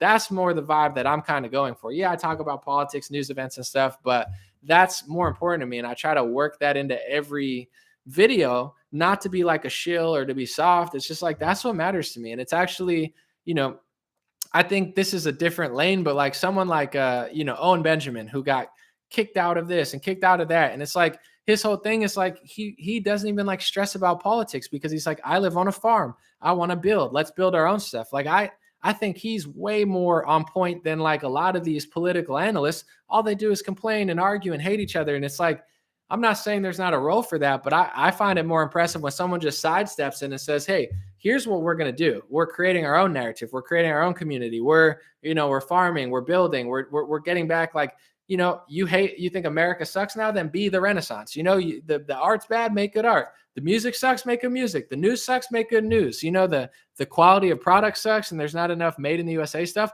Make some good made in the USA stuff. I have a website, usaproductsonly.com. I'm trying to build that out as well. So it's like, we got to not just complain or vote. It's like, we have to build. And the nice thing about that is, in some ways, it's a safer thing to do. You know what I'm saying? And even your political enemies will look at it. They might not like you. They're still going to lie about you. They're never going to like fully support you. But in a weird way, I feel like the world works. It's like, whether you call it karma or the golden rule or just God rewarding people who, do the right thing and punishing people who do the wrong thing. I really believe the world works that way, where it's like, if you do the right thing more often than not, you'll get the right results. If you do the wicked thing too much, you're going to get the wicked results. If you're always fighting with yourself, you're going to fight with other people. If you're always clashing, there's going to be a fight everywhere. I go to the Women's March. I don't agree with it. I do what I do, but I'm not getting in fights all the time. Like, I could do my thing and make a difference without fighting people. And then you got the right wingers who go there and, there's this fight on Twitter and everyone's like, oh my God, that's like, did you see what happened? I'm like, I was just there. And it was nothing like that. It's like you had liberals who went looking for a fight and you had right wingers going and looking for a fight. And those people attract each other because if you're a liberal feminist and you're not looking for a fight, you're going to ignore the Trump supporters who are screaming at you. And if you're a Trump supporter who's not looking for a fight, like me or Fleckas or whatever, you're not going to stand on the corner and scream at people, So it's like these type of people attract each other on Twitter, in real life. It's like the people looking for it will find it. So I'm not looking for that, and I think if people get that straight, where it's like, if you build, if you create, if you do something and you're not looking for the angry angle all the time, you're not going to find it. And that doesn't mean you're not going to make a difference. That doesn't mean you're not going to stand up for what you believe in. I think there's a way to do that without all the nastiness that comes along with it. Yeah, you're going to get some. The world is not perfect. It's not easy or whatever. But, that's kind of my angle. It's like, yeah, I want to build, I want to create, but I'm not looking for a fight. I don't want to fight with some non-binary like college student. Like, I feel terrible for them. Actually, I actually feel really bad. I feel horrible that someone messed up. Their parents, their teacher, someone lied to them, and now their brain is a mess. And I feel horrible for those kids. I don't want to go to their college campus and yell at them like freaking Charlie Kirk and Ben Shapiro. Like, yeah, that's good for YouTube. You grow up. It's like, you're 30 something or 20 something. They're like 19. I'm not saying you have to agree with them, but it's like, I feel terrible. You know what I'm saying? How could I go to a college campus as a 30-something-year-old and just make fun of like a 19? I'd be like, who lied to this chick? Like, let's talk to them. Let's talk to the teacher that taught them that. You know what I'm saying? And shame them. But for you, I'm not going to agree with you, but it's like, I legitimately feel horrible that you're this young and this confused because the culture's failed you, the music's failed you, your teachers failed you, your parents failed you, someone failed you. That's why I'm not like a lot of people. And I'm not knocking them. Everyone plays a role, but that's what I want to accomplish. It's not really necessarily like a this or that. It's just like, make yourself better, build what you don't see. And if we want to make America great again or the world, we need to create the Renaissance. I see so many political groups that are racial political groups or social, left wing and right wing groups, right wing groups. Some I agree with, some I don't. But I look at their people and I'm like, not trying to be mean, but I'm like, you guys got to take care of yourself, because it's like you're all angry, you're hateful, you're yelling, but like, what are you doing? What are you building? You know what I'm saying? You're mad at, you're mad at BLM for being like, this and that, and you want to do the white version of it or whatever. It's like, at least build something, you know what I'm saying? Be a great architect. Or I'm not saying you have to do that, but like, make something great. You know what I'm saying? Like, do it big. Do whatever you're doing and make it awesome, and be that, bring back America, bring back manufacturing, bring back that culture that you're looking for. Don't just sit and hate and just like, it's like, that whole thing just went over me, where I'm like, I don't got time. Like, I make music. I'm trying to make a website. I'm not really a website maker, but it's like, if I'm a complain about things not being made in the US, I got to find a way to bring it back, and I'm busy, but it's like USA products only has been a huge success so far. Not money wise. I haven't made a single dollar. I've only lost money, but I've gotten hundreds of thousands of clicks and tens of thousands of traffic to small businesses and American businesses that have probably had, I would guess, at least hundreds of sales. So that's at least a small part. It's something. It's a start. It's an end. It's an angle. And that's the type of stuff I'm working on this year. Thank you guys. God bless you. God bless America. God bless your family. God bless the world. Thanks for being patient. I enjoyed myself. I put down my phone for pretty much 5 days most of the time.